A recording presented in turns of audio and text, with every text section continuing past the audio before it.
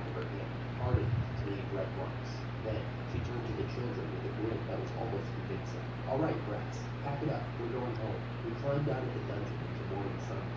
The children chatted. The twins walked close to each other, their shoulders touching. Joan carried Rose's back, because hers was too heavy, though he complained about it the entire way. Jade walked beside him. She didn't say anything. She didn't need to.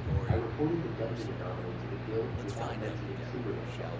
Let the kingdom increase their patrols. Let them wonder what had happened with the deep levels. I kept the knowledge of the Demon King's forces for myself.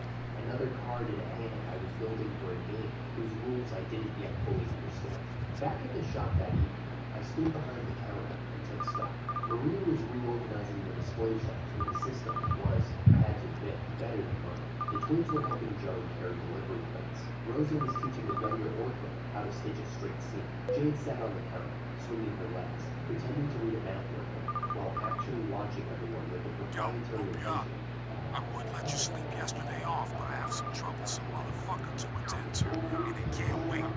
I'm waiting for you at the main square close to my place. So come and come see me. Sage's enchantment notebook sat under the register, doggy, inkstand. Well, I opened it to the last page and wrote 2 words in Japanese. Next place. The convenience store worker never stopped.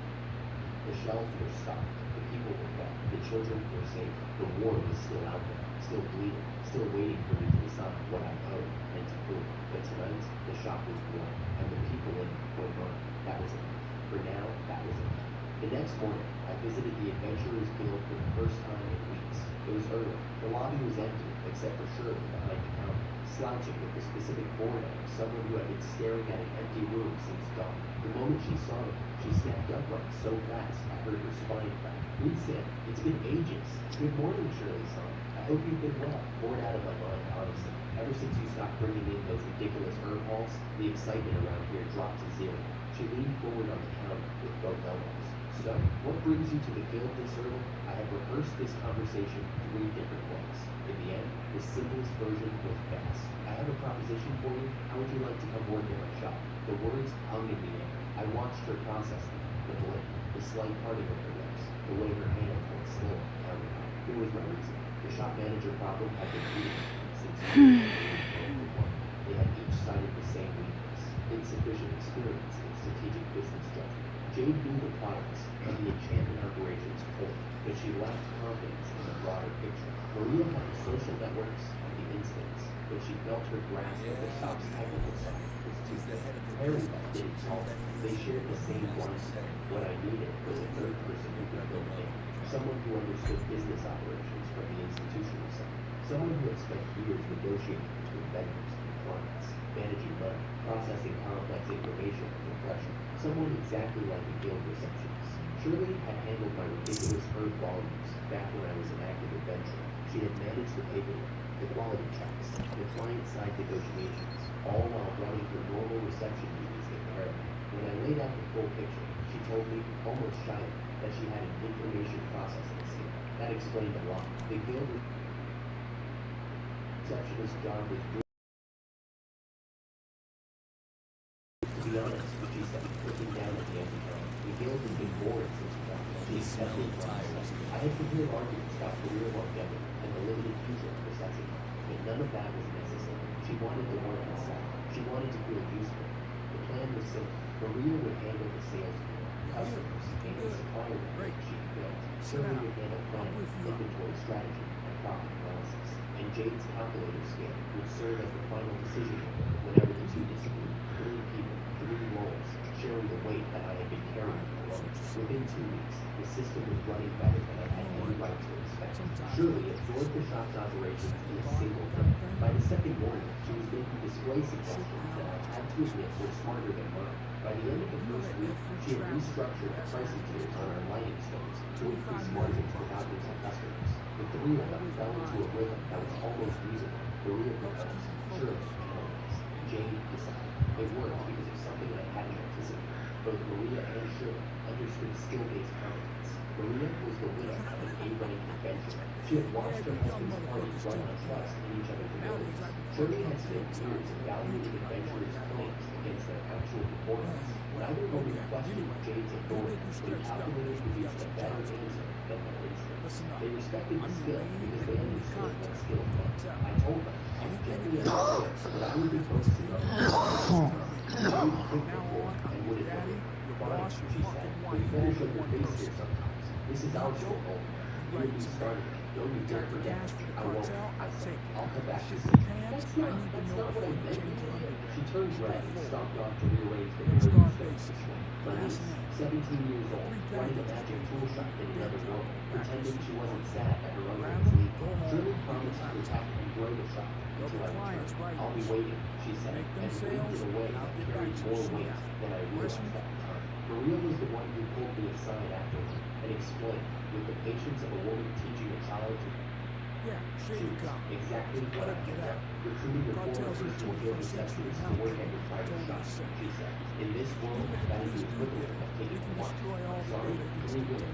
all instantaneously. working Both under your server roof. One and of on whom the is your client niece, side. who you've placed in the highest You decision-making won't get position. shit if The you get entire stuck. neighborhood believes Wish I you've had taken things 3 like that in runs, my reads town, on, that's for with sure. Jade as the legal one. I opened my mouth, closed it, opened it again. No words came out. I strongly recommend you address this, Maria said, before it becomes irreversible. I'll take it under advisement. Wonderful. I'll be waiting for your answer as well. She smiled. It was not a comforting smile. It was the smile of a woman who had already calculated her odds and liked the result. I fled to the palace.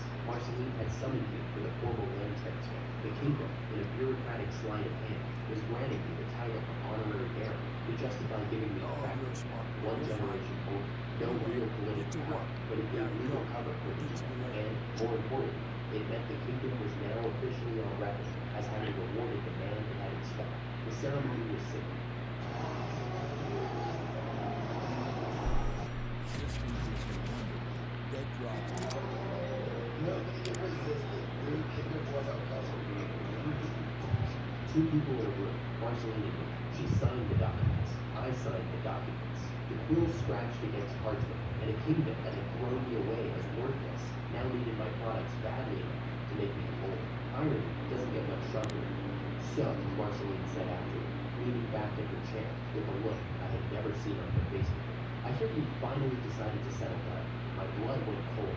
The rumors had spread across the entire capital. The cave dwarf was hinting wives, 3 of them, possibly more. The most talked about bachelor in the city, and I hadn't even known I was in the running. I attempted to explain that there had been a misunderstanding. That was when Marceline told me she had been in love with me since the day we first met. Since I had looked at her, a knight came in with full armor, and simply said, "Thank you for your hard work." She told me no one had ever said that to her before, that she had gone home that night. And, for the first time in her career, imagined what it would be like to have someone waiting for her. Someone who would say, "Welcome home," and convenience. She was sitting across from me with her guard completely down, and the military formality was gone, and I realized I was looking at a woman who had spent months silently hoping and had just been told it was all a misunderstanding. "I can't commit to anything," I said carefully. "Not yet. Not until I can guarantee the safety of every person who depends on it. The war is still out there. The children still need protection. I won't make promises I can't keep." "So you intend to grow stronger first, build your power base, and then I will come for the people who matter to me." Her eyes lit up.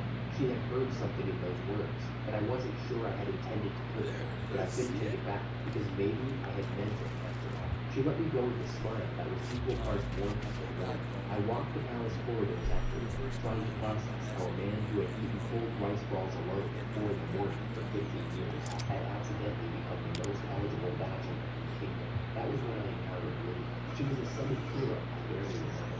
Long hair hanging over her face like a curtain. She stepped out from behind a pillar and told me, in a trembling voice, that she had fallen in love with me because I once said, "Thank you for your purchase," to her at the convenience store register. She had been watching me ever since, every day, from the shelves. She had a super acceleration skill that made her impossible to outrun or detect. She was, in the most literal sense of the word, a stalker with a cheek that was perfectly designed for flight. I talked her into continuing to watch from the shadows rather than standing next to me.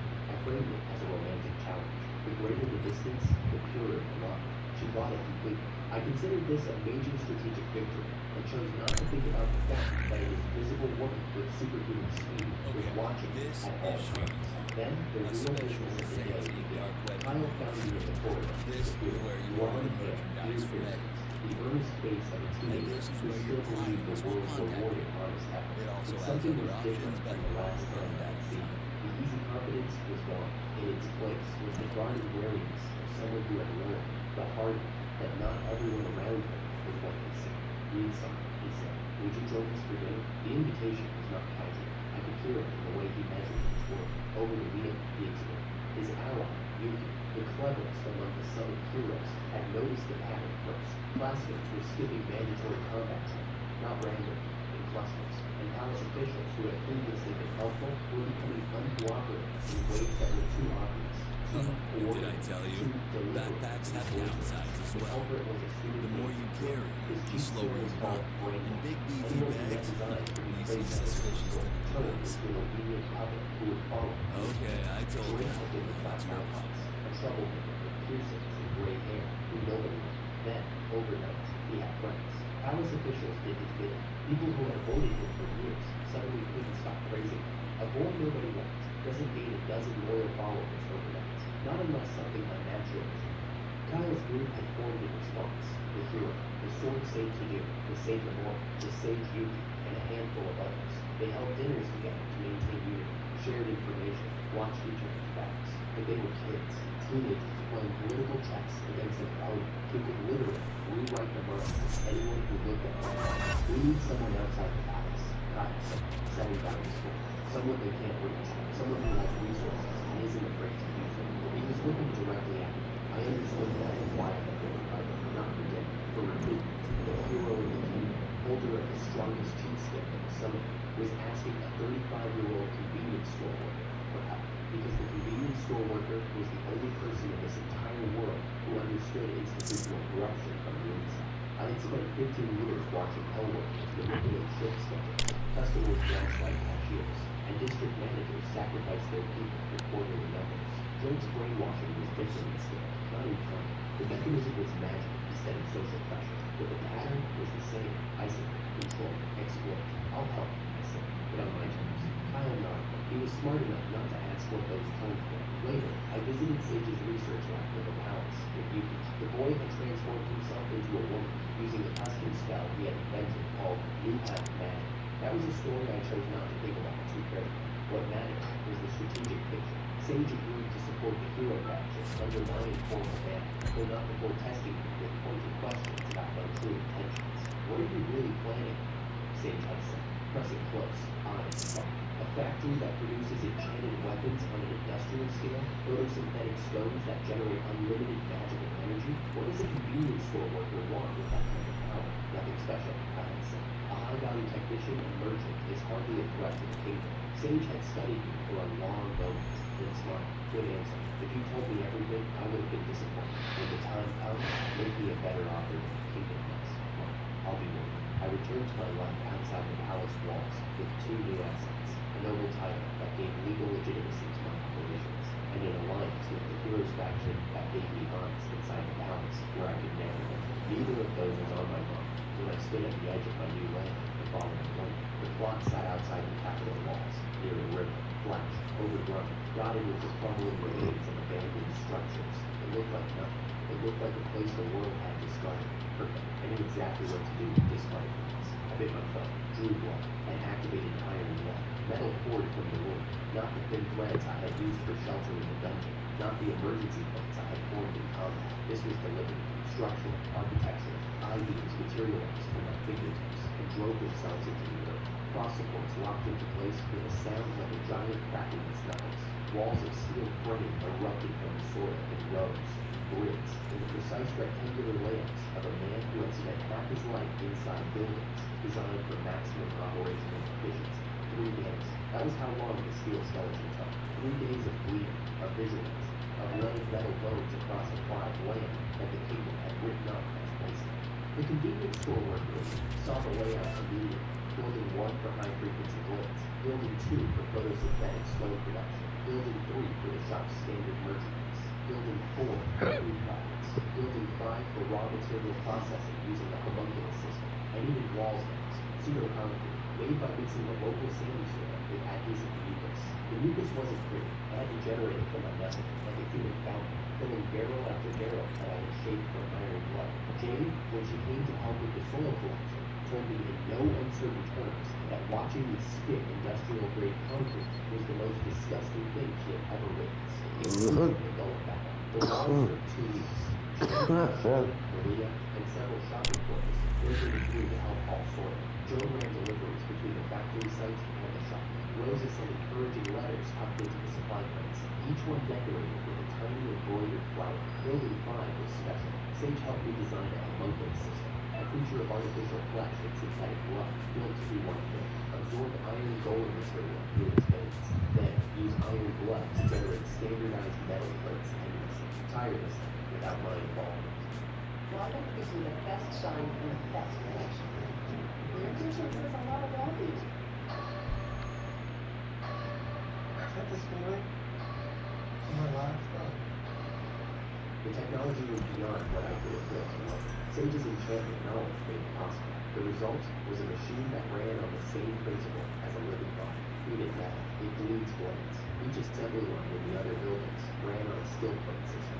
The concept was elegant in its simplicity. Take a palm-sized metal plate, enchant it with a single stick, mounted inside a device that transferred that enchantment to any object first immediately. Feed magic power from photosynthetic stones. One device, one skill, infinite copies. Fidgeting became the vibration source for high-frequency blades. Landing became the auto-correction that made those blades orient themselves edge first on impact.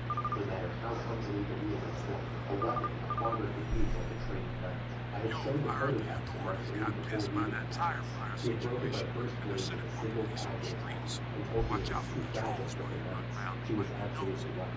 So I redesigned the concept from the ground up.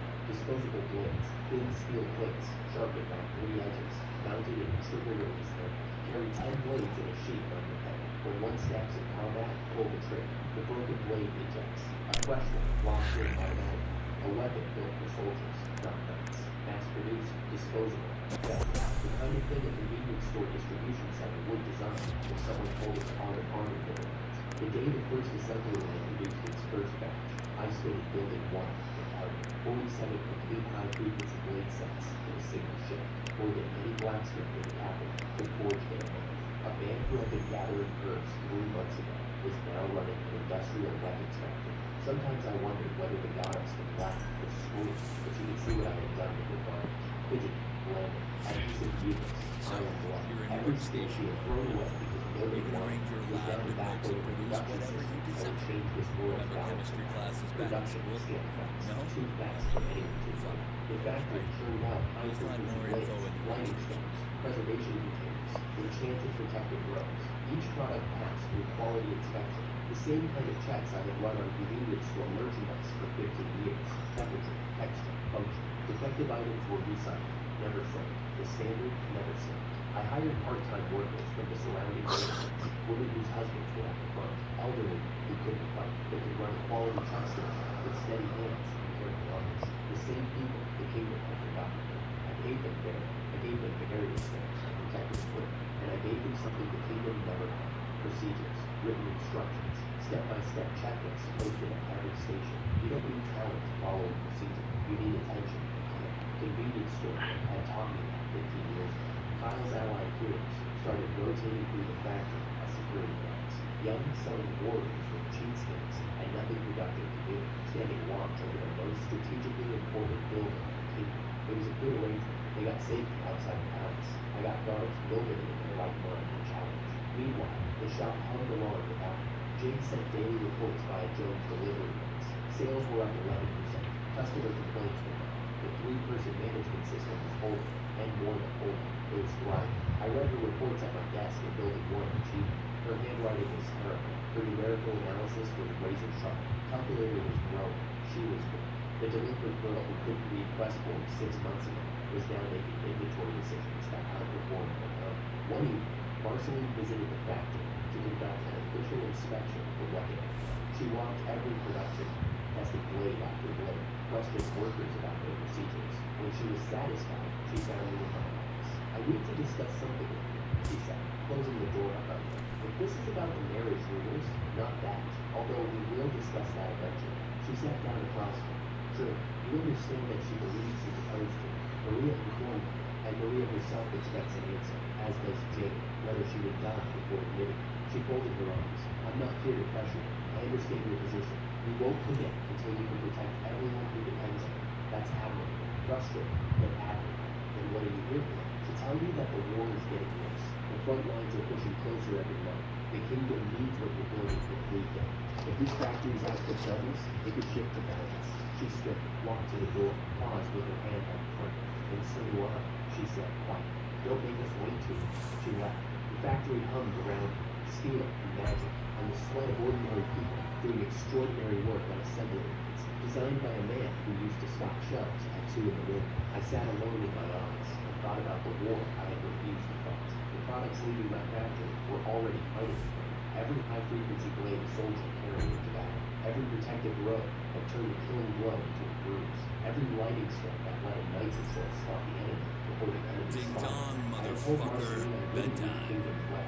I hadn't During said anything business about being hours, you there for should punishment. remain The home. distinction I had But we, the whether bad it matters guys, to history we is a don't give a different fuck. question entirely. The police Eight do, nights though, after so the you last keep ship an eye had on gone them or home, better and stick that your rigorously shadows. building fund continued its endless, mindless production. I walked the factory floor alone.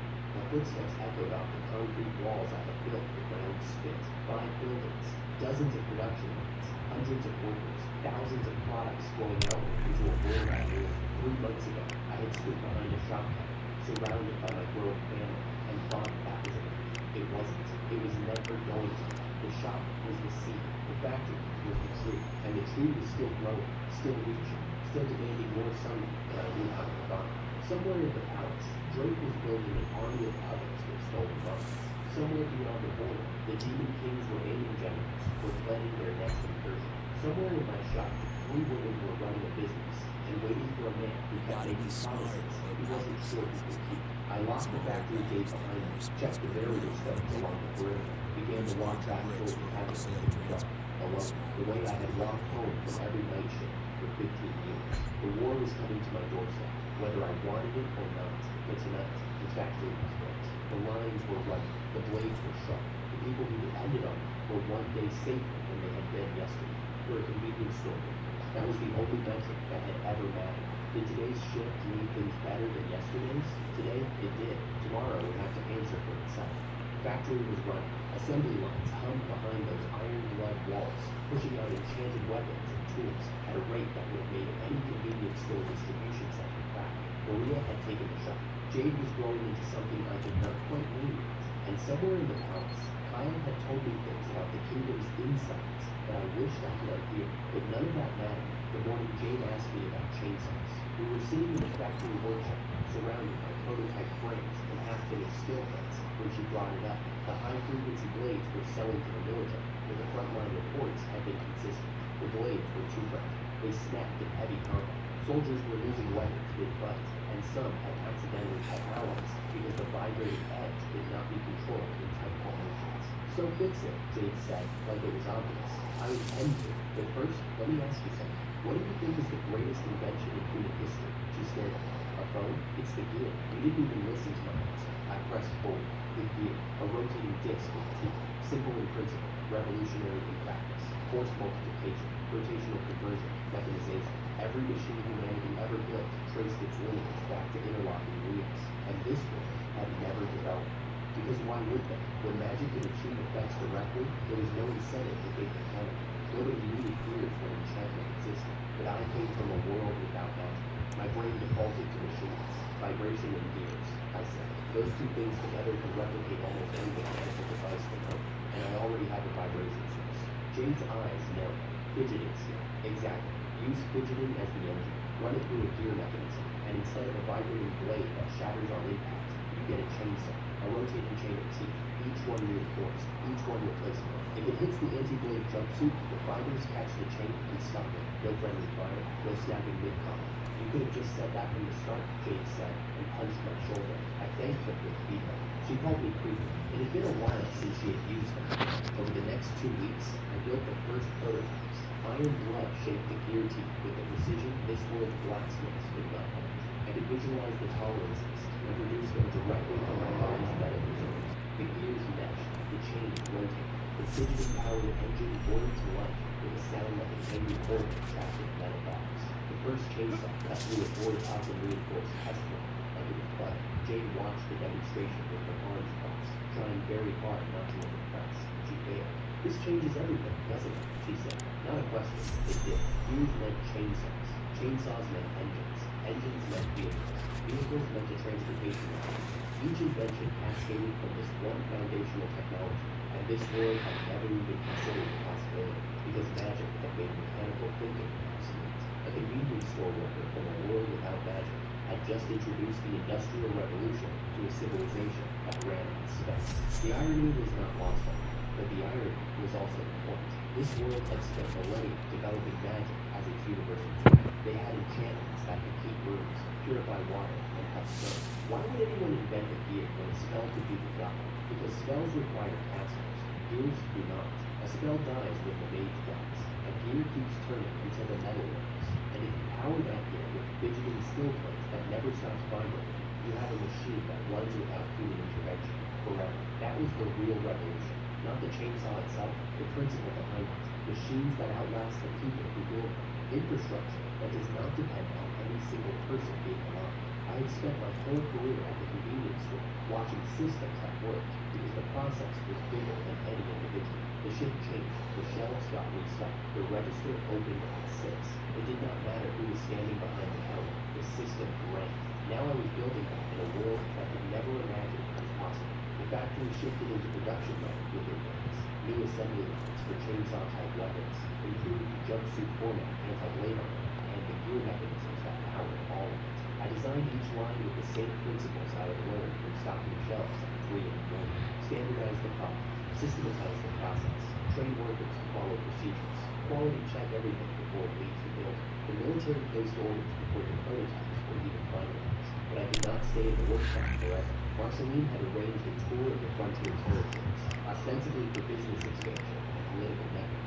In truth, I needed to see what my weapons were doing on the front lines, and Jade had her own agenda. We traveled with Kyle and the Saint Leroy soldier, an odd group, the hero with his earnest convictions, the Saint with her gentle healing magic, my delinquent niece, who handled negotiations with territorial lords like she had been born to, and me, the man with trash slips and dark circles that no amount of leveling could erase.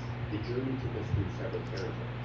I observed local markets, noted supply chain gaps, identified products that could flow through a future transportation. Jane took meetings I had not arranged, spoke to officials I had not contacted. She was building her own web of connections, proving she could operate independently. The calculator skill guided her decisions with ruthless precision. She was no longer my assistant. She was becoming a leader. And the strangest part was that I had not taught her this. Calculator had given her the analytical framework, yes, but the confidence to use it in rooms full of men twice her age who did not take teenage girls seriously. That was all. That was the delinquent who had commanded respect on the streets of Tokyo just by walking into a room and refusing to be invisible. The Marquis of Waynesville was the most memorable stop. We stumbled into a tofu shop, being menaced by a thug working for land developers. I punched the thug in the face. The Marcus, who had been there in disguise inspecting his territory's food production, watched the whole thing and introduced himself after me. Handsome, sharp, the kind of noble who actually cared about his territory rather than just taxing it. He invited us to his mansion. Business negotiations followed. Import routes to Tokyo. Distribution network possibilities. Normal patronage offers. He was firm and he was gentle. I liked him. That would make what came later so much worse. At a frontier military base, we encountered a situation that proved my worst suspicions about the kingdom's strategic thinking. Colonel Boyd, the base commander, was planning an aggressive swing against the gathering force of Demon King's troops. The plan was reckless. He wanted to send 80% of his garrison into offensive formation, leaving the base nearly undefended, counting on Kyle and Sylvie to handle any complications. Jane saw the flaw immediately. What if there's a second force? She said to Kyle, flat and cold. Your intel says the Demon King's armies don't cooperate, that the monsters around this base are behaving like they're under unified command. Something doesn't add up. Kyle argued back. He had fought them before. They were always disorganized. Jade cut through his optimism, like one of my high-frequency blades through the moon. So why are the regular monsters staying put instead of fleeing? If they're really enemies with the spirit-type force behind them, they'd be running. They're done. Use your head. Kyle went quiet. I intervened before it became personal, assuring him that Jade and I could stay at the base during the operation as a failsafe. If anything went wrong, we could handle it. He looked at me uncertainly and asked if I could really deal with a poor general. Yes, I said, I can. He assumed I meant my magic tools. I did not correct him. The operation was sorting quick forward, and Days exactly as Jade predicted. An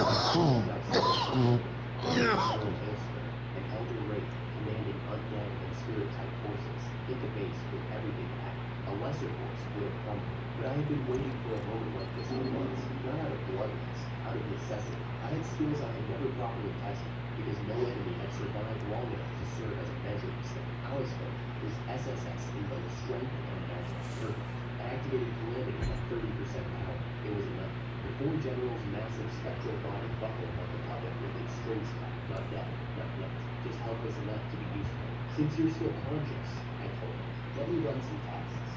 Dark matter clichettes for range suppression, miasma clouds for area denial, cursing mud projectile systems for mid-range pressure attacks. Each combination I had theorized about during late nights in the factory, each one requiring precise timing between skills that were never designed to work together. I documented every result, measured every reaction. The four generals screamed in languages I did not understand while I took notes. By the time Kyle returned with the main force, the base was secure. The field around it looked like a war zone within a war zone, littered with dissipating spectral residue and the charred remnants of undead soldiers.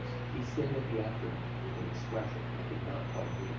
Not fear, not admiration. Something closer to recognition, as if a puzzle piece had clicked into place in his mind. You're not just a merchant, he said quietly. I never claimed to be just anyone, I said. The real confrontation came later, back in the capital. Jade had arranged a meeting with Marquis Roosevelt of Waynesville, a territory lord who wanted my products and my loyalty. The Marquis was everything you would expect. Handsome, young, politically connected. He offered resources, noble patronage, commercial privileges within his territory. And then he made a proposal that stopped my heart. He wanted Jade as a concubine. In this world,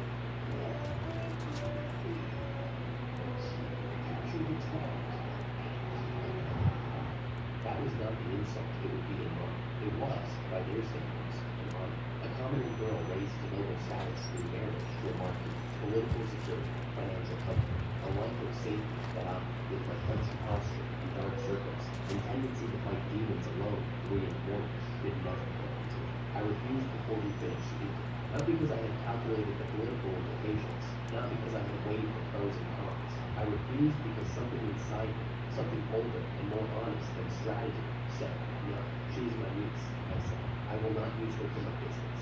Jade heard everything. Afterward, walking through the evening streets looking for a hotel, she smiled in a way that made me deeply uncomfortable, a knowing smile, the kind of smile calculator gives a person when they have seen through every layer of someone's reason. Thanks, old man, she said, and moved her arm through mine. I told myself it was gratitude, nothing more, but the Marquis was not the confrontation I had. When we returned to the capital, Jade made a decision that shattered me. She went back to Marquis Roosevelt, alone, and she asked to become his concubine, of her own will. I found out in the Marquis's drawing room, standing 3 feet away, while the words left her mouth, and my brain simply stopped processing reality. She said it was the best outcome. She said calculator confirmed. She said this was what would make her happiest. I recognized the logic. I recognized it because it was mine. For months, I had been telling myself that Jade deserved someone better, someone younger, more stable, more worthy. I had been pushing her away, rejecting every signal, maintaining the boundary of uncle and niece, as if it were a fortress wall. And Calculator had listened. It had processed my rejections as data. It had incorporated my behavior into its calculations. And it had delivered Jade an answer that optimized for her happiness at the expense of her own. She was sacrificing herself because I had been too afraid to be honest. I almost let it happen. That was the part that still makes me sick when I think about it. I almost let her walk into a life she did not want because I was too much of a coward to examine why it bothered me. The days that followed were the worst of my life in this world. Worse than being expelled. Worse than fighting Sugar alone. Because this time, the enemy was inside my own chest, and I could not punch it unconscious. Jade and I moved through the shop like ghosts playing house. She acted like an excited bride. I acted like a supportive guardian. We were both performing. We were both done. Rosa, at the orphanage, asked me why I was not smiling. Isabella, the nurse, held my head against her chest and let me cry without asking why. Even the children Keep in thought something mind, was wrong with the taking old man respect who is brought one that thing, enchanted keeping toy it and is pretended another. everything was fine. I prepared Respecting her dress, neighborhoods a slowly pearl drops strewn some gown time, sewn by Rosa but don't at the forget to orphanage. keep I those crafted a sales necklace flowing. from Elysian metal Though shaped into a respect is solid less sales. Less However, sales is not less as fun money. as the And less not the money green is, beauty at the height of all the time that I just had sucks. cursed her name with that day. The Isolatory needs removed. Rebuild. I was trying to undo the curse I had placed on her when she was a baby, and I was a bitter, brilliant failure who thought naming his niece after permanence was clever. The engagement ceremony was at the Grand Cathedral. I stood in her empty room and could not move. Maria found me there. She tore through every excuse I had built, every rational law, every coward's justification. You think you have more value? Maria said, her voice cracking between fury and tenderness. You think you're empty. That's why you can throw yourself into danger without closure. Not because you're brave, because you don't think your life is worth protecting, and you've been projecting that emptiness onto Jane, telling yourself she deserves better, when the truth is, you're terrified that if she stays with you, she'll eventually see what you see when you look in the mirror. I had no rebuttal. She was describing me with the accuracy of a status symbol. A girl who loves a man enough to sell her own happiness for his dream is standing in the cathedral right now, Maria said. Are you going to make her happy, or are you going to make her miserable? Choose. She slapped my back harder to stay. Go, she said. Stop with me. Whatever happens, I'm here when you come back. I ran. I scaled the cathedral wall. 3 stories up, there was a window left open for ventilation. My stats made the jump trivial. My hands shook aching. Inside, the cathedral was full. Nobles in their finest. Church nuns standing guard. The priest at the altar, mid-ceremony, reading from a leather-bound book. And at the front, in her pearl-sheen dress, with my solitary necklace around her neck, stood Jane, next to the marquise. I leaned over the balcony railing and screamed her name from my gut. Arisa! Every face in that cathedral turned. Hundreds of people. I did not see anyone, only her. She looked up at me. Her eyes were already red. She had been crying before I arrived. And when she saw me hanging over a church balcony like a lunatic, her face crumbled into something between fury and desperate hope. Yuichi Oni-chan! She screamed back. The marquis, to his credit, handled this with grace. He proposed a duel. If I could prove my worth against the hero Kyle, the engagement would be dissolved. If I lost, it stood. I accepted. The training grounds. Sophie cast a barrier around the arena, her nose plugged with wine corks, because my aging smell skin had already knocked her unconscious once during the journey, a detail that had been deeply embarrassing for both of us. Kyle stood opposite, level 85, SSS in every stat, the hero skill, light barrier, future sight, swordsmanship trained by the kingdom's best instructors. I had a dark matter knife, a cloud of toxic fog, and the stench of a man who had worked night shifts for 13 years. The fight was fast, brutal, and absurd.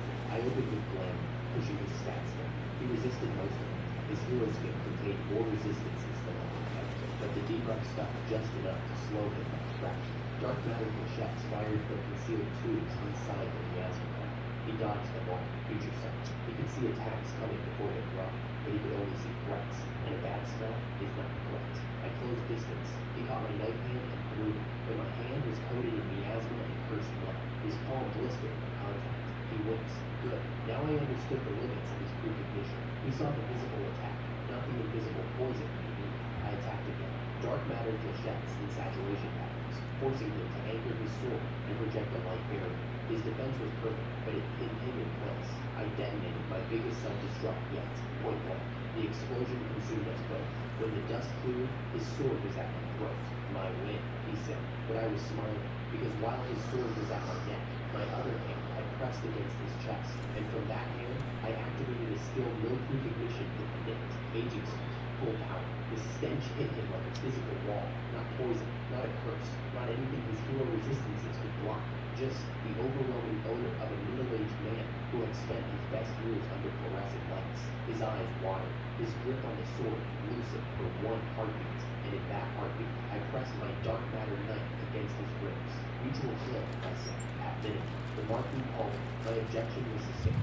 Kyle stood there for a long moment, sword lowered, face unreadable. Then he laughed. A real one, not a blank. Aging smell, he said, shaking his head. You beat me with aging smell. The goddess's finest garbage, I said. The most useless skill in the entire collection. The one I had been ashamed of since the day Admiral dumped it on me. The skill that made goblins flee and made Sophie pass out from a feedback loop of odor-triggered euphoria. The literal stench of a man who had given up on himself. And it had won me the most important fight of my life. Not through power, not through destiny, through the simple biological fact that a terrible odor makes everyone flinch, and no amount of hero-class resistance can change human biology. His future sight could predict attacks. It could not predict the smell. His light barrier could block projectiles. It could not block the stench. His resistances could nullify curses, poisons, and the bugs. Aging smell was none of those things. It was just that beautiful, perfect, decisive effect. After the duel, I went to jail. She was still in her dress, still wearing the necklace. Her eyes were red. She did not say anything at first, just stood there, looking at me, like she was afraid I would disappear if she blinked. I'm sorry, I said, for everything, for making you think you had to sacrifice yourself for us, for being so afraid of my own feelings that I let calculator calculate you out of your own happiness. Shut up, old man, she said. Then she hit me, then she hugged me, then she cried. I held her and let her cry, and decided that this time I would not let go. For the first time since coming to this world, I was not running from something or towards something. I was just standing still, holding the person who mattered most, and letting that be enough.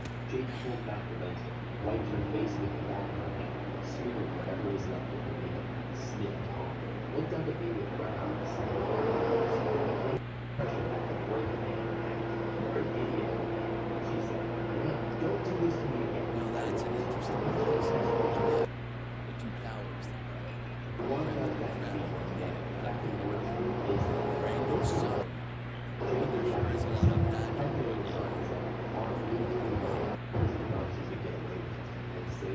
Sage was sweet, stunning, and pure, unfiltered academic ecstasy. I had shown Sage my latest enchantment skills. During the battle in Kite, I had used multiple skills simultaneously in ways I had never combined. Blending applied through skin contact, aging spin projected at flame, dark matter crochets, fired through poison blood pressure systems. Each combination required the skills to interact with each other at a level that went beyond simple activation, and that interaction analyzed through the calculator-derived knowledge I still carried from the transfer of skills months ago, pointed towards something I had suspected but never proven. Skills could be transferred between people, not temporarily, like when I had borrowed calculator to prove enchantments, permanently. By embedding a skill into an object, the object could serve as a conduit. The wielder would gain access to the skill as long as they held it. With more refined procedures, the transfer could potentially become permanent, written directly into the recipient's status form. Sage grabbed their head and screamed at them. Do you understand what you've done? It said, voice cracking. This isn't just a breakthrough. This is the end of the world as we know it. If skills can be transferred, the entire power hierarchy collapses. The goddess's distribution, the natural talent system, the hero designation, all of it becomes irrelevant. Anyone can become anything. I wouldn't go that far, I said. I would. This changes everything. Everything. 3 ingredients that made it possible. First, a collection of garbage skills. Dozens of diverse abilities that no single person should possess, providing the broadest possible sample of skill structures and analyze. Second, Sage's enchantment research. The theoretical framework for embedding magical effects into physical objects. Third, calculator's analytical precision. The ability to deconstruct skill architecture at a granular level that raw intuition could never reach. Nobody else in history had possessed all 3 simultaneously. The goddess had given you her garbage, and that garbage turned out to be the key to the mystic potions.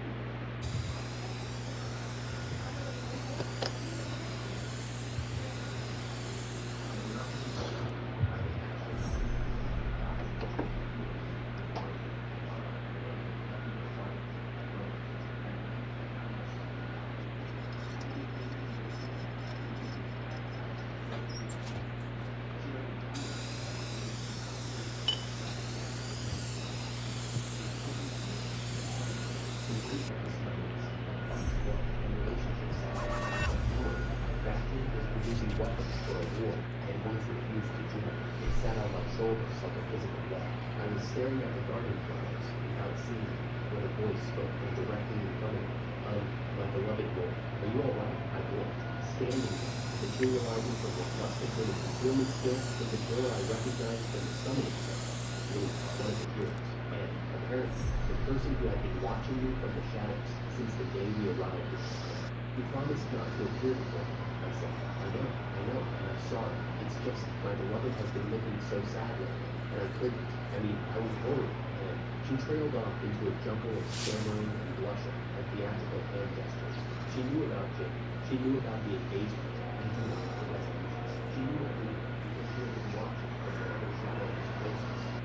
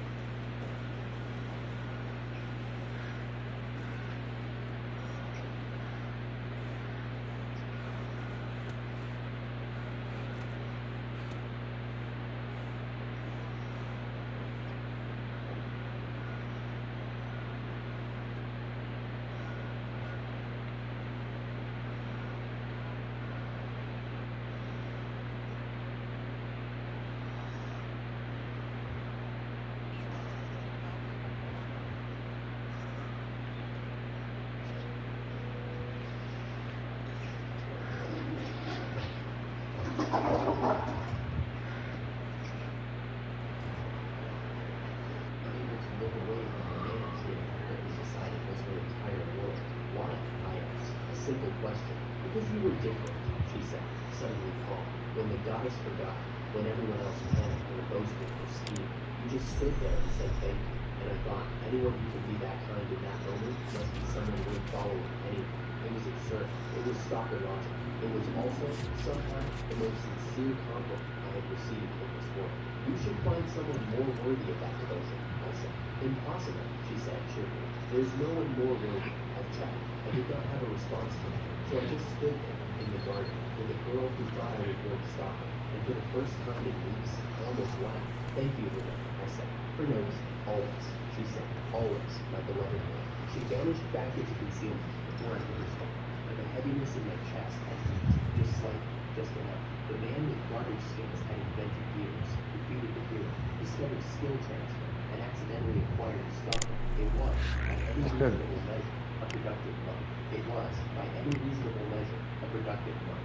Gears invented, hero defeated, skill transfer discovered, stalker acquired. A lesser man would have taken a vacation. I built a car. Well, not exactly a car. A magic-powered vehicle that looked like a four-wheeled carriage without the horses, ran on magic stones and gear-based transmission, and had a cockpit designed entirely by my 18-year-old niece, who, not so long ago, could not read a guild quest board. The idea had grown for years. Gears enabled engines enabled transmission, transmission enabled wheels that turned without horses pulling. Each step followed the last with the clean logic of a supply chain. From the goddess's garbage to a functioning vehicle, the through line was almost elegant. In a way I suspected Avril would never appreciate.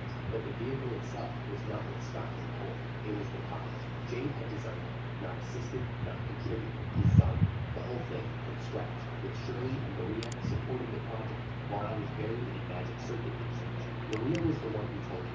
She caught me in the factory hallway, smiling in that way she had when she was about to deliver a compliment on someone else's name. The cockpit, she said. Jade worked incredibly hard on it. You should take a proper look. So I opened the driver's door and sat inside, and for a long moment I did not speak. Steering via hydraulic linkage, no magic circuits required for the physical control. An instrument panel showing speed and remaining mana reserves, clean and readable. A drive selector bar for switching between the operator's own motor and the solely charged magic stones mounted up the roof. Accelerator and brake pedals, both circuit controlled through transistors and resistors she had designed herself. The dual power system meant the vehicle could run for hours on stored magic alone, with the driver's own mana as backup for emergencies or night travel. Everything was where it should be. Intuitive placement, clean ergonomics, thoughtful design choices that anticipated the driver's needs before they arose. She had not just assembled components. She had designed an experience. Jade, how does the steering work? She leaned against the door frame, trying to look casual. It, hydraulic, no circuit swing. The gauges and the drive selector use circuit swing, and so did the accelerator and brakes. transistor-based output control for the engine power with a resistor network for the throttle response. The girl who once yelled at me for explaining enchantment theory too slowly had just described a functional analog control system using terminology that did not exist in this world a year ago. You did well, I said. Really well. I mean, you taught me most of it, so she scratched her cheek, embarrassed. I reached out and patted her head before I could stop myself. Okay, enough inspection and flirting, you two. These burgers, 6 from Tesco, 9 grilled chicken, 0 sugar, and no artificial ingredients.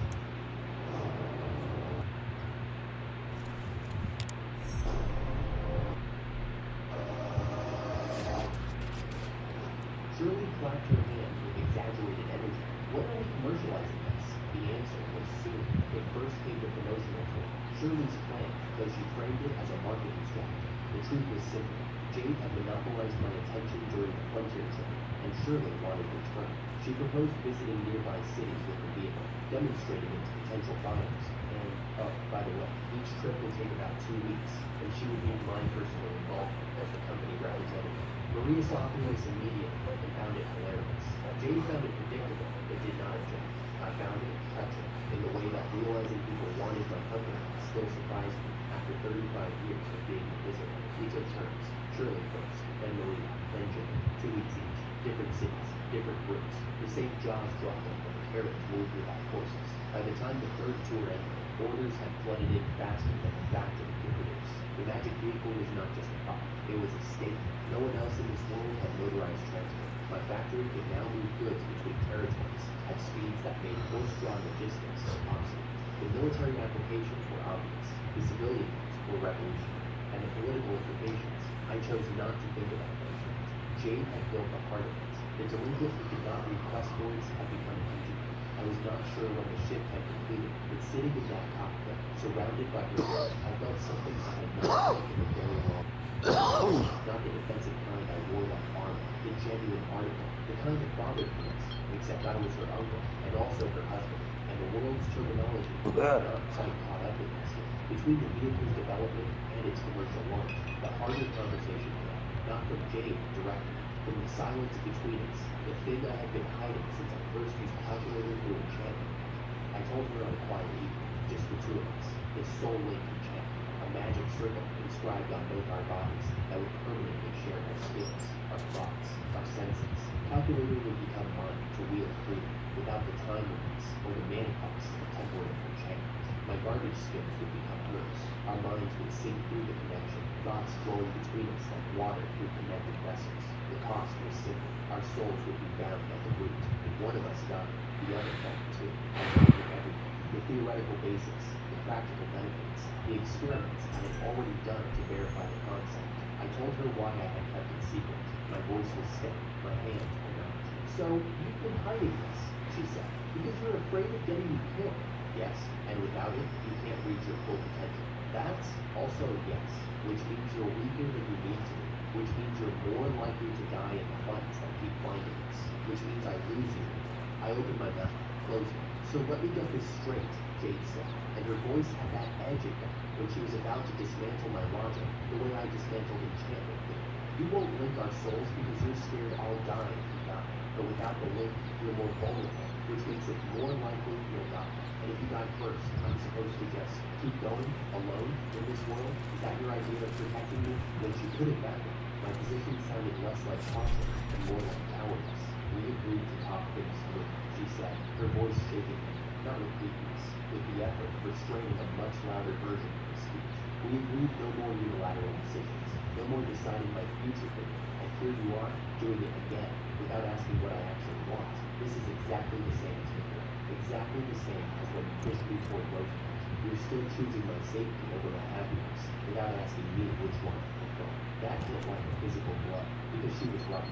She had been right about the engagement, too, and about calculator's corruption, and about every moment where my instinct to protect had actually been an instinct to destroy. What do you want? I asked. To be strong enough together that neither of us has to be afraid, to share everything, the risk, the power, the life. That's what being partners means, discovered early.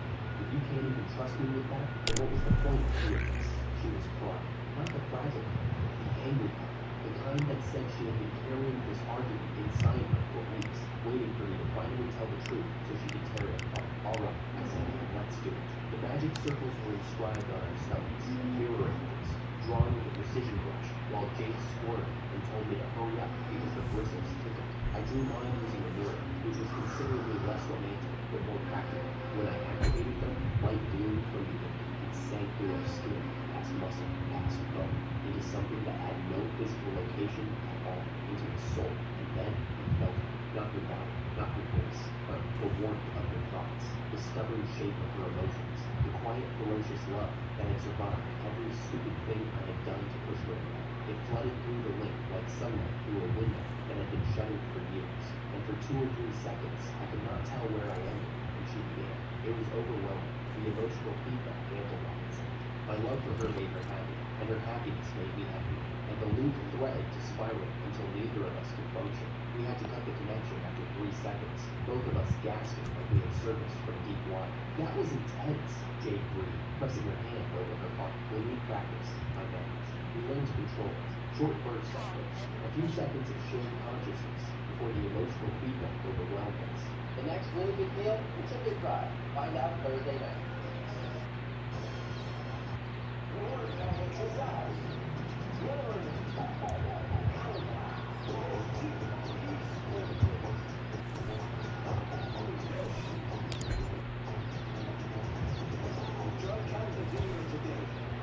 But those seconds, with calculator running through the link, I could analyze structures, solve equations, and model systems at a speed that made my previous work look playful. The soul link was not just a power link, it was a promise, written into the architecture of our beings. We lived together, we died together. No more running from the truth. We fused our power with the facts, electromagnetic circuits, resistors, capacitors, diodes, and the magic transistor. Each component required weeks of iteration, with calculator cutting what should have been decades of development into months. From transistors came digital logic. From digital logic came the magic computer. From the magic computer came a network that connected every branch of green commerce across the entire kingdom, linked by magic wave transmission lines that functioned like cell phone infrastructure. We built radar systems that tracked high-powered entities in real time across the kingdom's borders. We built the Reed Commerce headquarters there, a multi-story fortress of ceramic and reinforced magic island with 7 underground combat bases and a server room at the deepest level. 3 years in total. Jade grew alongside me through every month of it. She designed, she managed, she led. Shirley ran the industrial subsidiary. Maria ran the retail operations. The twins trained as warriors. The orphanage kids grew into employees and lieutenants. The empire we had built from a single man now employed hundreds and influenced thousands. Jade and me had not closed, it had transformed. We were not teacher and student anymore. We were partners in every sense the word could hold. And then, on a perfectly ordinary afternoon, the alarms went off. The defense monitoring units lit up red, unknown magical signatures detected by radar, power readings beyond S class, velocity suggesting flight, trajectory converging on our building with 70% confidence. I had been expecting this, not the time, the event. The demon kid, I said to the room. She's finally come. I walked out of the headquarters alone, stood in the empty courtyard in front of the building's main entrance, waiting. The wind picked up, carrying the scent of magic from the approaching signatures. They arrived from the sky. A formation of winged figures descended with military precision, led by a silver-haired girl with crimson eyes and 2 gleaming horns rising from her skull like a crown of bow. She was small, absurd, impossibly small. The demon kid, ruler of the 7 demon provinces, sovereign of the magic nation that had been at war with humanity for a decade, looked like she would have trouble reaching items on a convenience store's top shelf. She wore a dark coat, trimmed in crimson and gold, like a general's uniform tailored for a child, and her silver hair caught the sunlight with an almost metallic shine. Thou detected our approach in advance? Not bad for a human, she declared, putting her hands on her hips and raising her chin so that the horns caught the light. Her voice was huge, theatrical. She spoke in archaic Japanese that would have sounded ridiculous from anyone who could not annihilate a city with a gesture. From her, it landed with the weight of absolute authority, packaged in the body of a child, playing Empress. Behind her landed a tall, beautiful woman with angelic wings that spread wide enough to cast shadow over 3 soldiers. Porcelain skin, rigid posture, the expression of someone who had been personally offended by the existence of bread. Demon King, please exercise caution, the woman said stiffly. Anyone who peers through concealment must be a formidable mage at will. That was Sarah, Angelus. Violet's aim, subordinate, and, I would come to learn, the person most likely to object to every single thing I say. Purely on principle, a massive beast with a lion's mane and arms like tree trunks landed next. Leonis, one of the 4 generals, the strongest one, apparently. He said nothing, just folded his arms and watched. I am the sovereign of the 7 demon provinces, Violet announced, releasing her concealed magical power like a dam breaker. The pressure hit me in the chest, immense, greater than Kaya before his limit break, greater than the 4 generals I had fought on the frontier. The air itself felt heavy. The peerless one under heaven, Violet von Eldra. She struck a pose, both hands on hips, chin at maximum altitude. A dozen angel-winged soldiers landed behind her in synchronized formation, their wings folded shut like closing hands. I had faced the hero in single combat. I had killed a 4 general with flight. I had stared down a goddess and said, thank you for garbage. None of that prepared me for the emotional experience of a tiny girl with world-ending power, giving the most dramatic self-introduction I had ever witnessed in 2 lifetimes. I liked her immediately. Welcome, I said, in fact. I am Marcus Reed, president of Reed Commerce. I have been expecting you. That surprised her. The theatrical mask slipped for half a heartbeat, replaced by genuine curiosity. Oh, thou awaited our arrival with such composure? Bold, for a lone human standing before the demon. Sarah stepped forward. The enchanted armaments your company produces have devastated our forces. You have shifted the warring balance. We came to eliminate the source. I understand, I said. In your position, I would have done the same. However, I have a different proposal. I laid it out. The structured contest. 7 gates in the underground levels of the building, each defended by my best fighters. If they reach the server room at the bottom, they've won, and I submitted to their demands. If my people stop them, I won, and they heard me. No killing on either side. Medical treatment for all combatants after. Sarah's response was immediate and aggressive. She wanted to level the building, destroy everything, move on. So I dropped the concealment of my own power, let them feel what lay beneath the middle-aged shopkeeper exterior. The angel soldiers flinched visibly. Seraph's hand went to the weapon. Leonis uncrossed his arms for the first time. The courtyard seemed to contract around the 2 magical pressures, pushing against each other, mind and violence. Violet did not flinch. She studied me the way I studied enchantment libraries. Completely, the thought of me, digging into every detail. If this is a trap, she said quietly, I can destroy it from within. If force alone cannot protect my people, and governing requires more than power. She glanced at Sarah. We accept. The contest lasted hours. 7 gates, 7 fights. Summoned heroes with enchanted weapons against angel race elite soldiers. Each gate demonstrated something different. The first showed our fighters' individual strength. The third showed coordinated teamwork. The fifth. Congressman Juan Ciscomani delivered a $3,500 tax cut for Arizona families. That's more money in our pocket. Well, $300 more every month. 16,000 new jobs. Congressman Juan Ciscomani is creating more prosperity for hard-working Arizona families. 3,500 and 16,000. These are more than big numbers, but bigger paychecks and bigger opportunities. That means Showed our magic milligram ceramic technology. The 7th showed that we understood logistics and medicine, because the recovery rooms were already treating violent soldiers before she even reached the final corridor. She noticed everything. She was not just fighting. She was being given a tour of what a potential ally could offer. By the end, only Violet and Sarah remained standing. Every soldier had been defeated. Not one had been killed. Impressive, Violet admitted. Your people fight well, and you do not kill. Killing is expensive, I said. Allies are not. She looked at me for a long moment. Then she laughed. A child's laugh. Bright and sudden, and completely at odds with the cosmic power radiating from her tiny throat. It was the kind of laugh that made you forget, just for a second, that she could level mountains. Very well, human. Thou wished for us to hear thee out, then speak. I spoke. I told her what I had suspected, since the day the kingdom tried to use me as a disposable tool, what Kyle's military movements had hinted at, what every piece of evidence I had gathered from my intelligence pointed. The human kingdom started this way, not the demons. The magic nation had been invaded 10 years ago. Violet's people had been defending their homeland against an aggressor that controlled the narrative so thoroughly that every citizen of the Broodguard kingdom believed the demons were the villains. The heroes the kingdom summoned were not saviors. They were weapons, aimed at the wrong thing. I had worked in convenience stores long enough to know one absolute truth. There are always two sides to every customer complaint. The person screaming the loudest is not always the one who's right. Violet listened to my analysis without interruption. When I finished, she was quiet for a while. Then she confirmed it, all of it, detail by detail. The original invasion, the territory seized under false pretexts, the propaganda campaign that painted defensive actions as aggression, the decade of bloodshed that the human side called a righteous crusade. I want peace, she said. Her voice was small, not theatrical, not archaic, just a girl who was tired.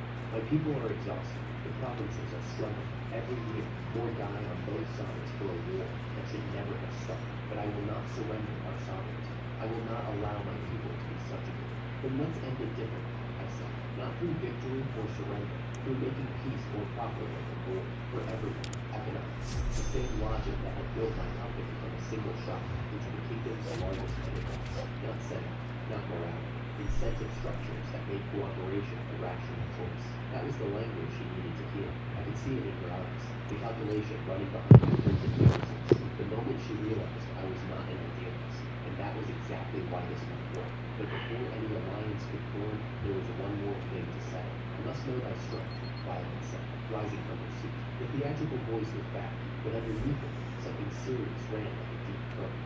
Words are wind. Show me what the man of garbage skills can truly do. I understood. In this world, trust was built on demonstrated power. An ally you could not respect was an ally you could not rely on. We faced each other in the deepest arena of the rebuild. Ceramic walls designed to absorb magical overkill. No audience, except Sarah, standing rigid in the corner with her hand on her sword and her jaw set so tight it looked painful. Violet attacked first. Dark abyss energy poured from her small hands like a collapsing star. The air warped, light bent around the glass. The pressure alone would have flattened an A-rank adventurer into pace. She hit like a natural disaster, condensed into a body that weighed less than a piece. I activated everything. Calamity spread outward from my skin in a rolling wave of debuffs. Plague aura, cursed blood generating dark matter damage. Miasma, thickening the air into a toxic soup that ate at magical pickles. Each skill was garbage individually. Together, layered and refined through years of use and calculated optimization, they created a killing field where raw power alone was not enough. Her blast hit my defenses and scattered, not deflected, degraded. The debuffs eroded the attack's structure from every angle, stripping its potency before it could reach me. Violet's eyes went wide. What manner of sorcery is this? She breathed. The kind nobody wanted, I said. The goddess's leftovers. She came again, faster, harder. Abyss energy combined with spatial compression, the air itself collapsing inward like a crushing fist from every direction simultaneously. I countered with iron blood armor, coating my body in living metal. Dark matter flechettes, fired from blood-generated launchers, positioned by night vision spatial awareness, and a full calamity debuff field that turned the arena floor into a swamp of weakening effects, so thick they were visible as a dark haze. We traded blows for minutes that felt like hours. Her power exceeded anything I had ever faced, but my debuffs accumulated. Each exchange cost her a fraction more efficiency. Each second she spent inside my field ate at her offensive output like acid and silk. She gathered everything for one final strike. Abyss energy swirled into a point of absolute darkness above her outstretched palm, dense enough to distort gravity in its vicinity. The air screamed. The ceramic walls groaned. Sarah took a step backward, despite herself. I watched it come, this compressed darkness, this apocalyptic attack from a girl who looked like she should be in elementary school, eating lunch under a cherry tree. And something stirred inside me, not fear, not calculation, something older than both. Something from a fluorescent-lit convenience store at 2 in the morning when the automatic doors closed and a customer walked in, and my body moved before my brain caught up because the response had been drilled into my muscles through 10,000 repetitions across 10,000 graveyard shifts. Violet's attack descended. I stepped forward into its path, activated every defensive skill I had, felt them stack and interlock like a wall built from garbage, and said the only words that felt right. Welcome. The word hung in the air between us. A convenience store grew. Hirashimasa. The phrase I had said 10,000 times to 10,000 strangers who never once looked me in the eyes. The most meaningless phrase in the Japanese language, delivered at the most meaningful moment of my second act. Violet's attack hit my layered defenses and head. The abyss energy pressed in me, compressing, screaming, trying to break through. Calamity was eroding. Iron blood was absorbing what it could. Dark matter was redistributing the overgrowth across my barrier. What are you doing today, And I was everyone? standing in the center of it, bleeding from the nose, bleeding from the ears, Just chilling, bleeding man. like an idiot, because the words had come out exactly right, and I did not know why, but I knew Yeah. they were true. Welcome. Welcome to my story. Welcome to my world. Welcome to the part of the story. You haven't been doing much gaming lately. Not pretending it does not matter. The energy dissipated. The arena went quiet. Violet stood across from me. Didn't feel like her it. small shoulders heaving. I stood across from her, blood running down my chin. My defenses cracked in 7 places, but not broken. Didn't feel like it. Neither of us had lost, which was, I suspected, exactly the outcome both of us had needed. Thou art truly strange, Violet said at last. She wiped sweat from her brow with the back of a tiny hand. What manner of fool greets an apocalyptic attack with the words of a shopkeeper? The manner of fool who used to be one? I said. She stared at me. Then she laughed again. That bright, sudden, impossible laugh that had no business coming from the ruler of 7 people provinces. The kind of laugh that meant she had understood something about me that I had not yet understood about myself. I liked it, modestly. Very well. Let us build this piece of land. Sarah looked like she had swallowed a live eel, but she said nothing. When your sovereign laughs like that at a man who just came to his strongest attack with a convenience store greeting, there is really nothing left to say. I offered them rooms, food, medical treatment for the soldiers who were already being healed upstairs. Violet accepted with the theatrical grace of a monarch and the appetite of a child who had skipped lunch. Sarah accepted with the expression of someone signing a treaty with thunder, and spent the entire dinner standing behind Violet's chair with her hand resting on her sword. That night, I sat in my office, alone. The Demon King was sleeping 3 floors below me. Her angel-winged subordinate was almost certainly standing guard outside the door with a naked woman. And somewhere on the floor above, my wife was waiting to hear how the game had gone. The convenience store worker, who had been given garbage by a lazy goddess, had just fought the Demon King to a standstill, learned that everything the kingdom told him about the war was a lie, and begun an alliance that could end a decade of bloodshed. I opened a drawer, took out a pen, and began writing the first draft of a peace proposal. Some habits die hard. Even when the world is falling apart, somebody has to do the paperwork. Might as well be the man who spent 10 years doing everyone else's inventory counts at 3 in the morning. The pen scratched against paper. Outside, the wind had died. Somewhere in the building, a child-sized demon king was sleeping peacefully for the first time in enemy territory, because a garbage-still shopkeeper had looked at the most powerful being she had ever fought and said the only thing he knew how to say, welcome. The alliance with Violet changed everything, not because a demon king believed it, because for the first time, I had proof that the people running this war were liars, and the people they called monsters were not. Within weeks of our agreement, reports arrived at Reed Connor's headquarters. Violet's realm was fractured. Rebel factions inside the demon territories had seized a key fortress near the Great Forest Autonomous Region, cutting supply lines and threatening to march on human lands. If they did, the fragile peace I was trying to build would shatter before it began. Every kingdom general who wanted war would get their excuse. Every diplomat who argued for negotiation would be silenced. Violet needed to reunify her son before any peace talks could happen, and I needed a stable demon god to negotiate with. So when the request came, I did not hesitate. Violet could not pacify her own rebels without weakening her forces against the human kingdoms. I could not negotiate peace with a fractured demon god. Our interests aligned perfectly, which is the only foundation for an alliance that actually lasts. I assembled a small strike team, not an army, not a battalion, 4 people. Luna, whose concealment skill had kept her invisible to even military-grade detection systems until my high-precision magic sensors had finally caught her lurking around Blue Commerce headquarters. The others had been furious when they discovered I had been aware of my stalker for months without telling them. Jade had called me the worst. She was probably right, but Luna's abilities were exactly what I needed for infiltration.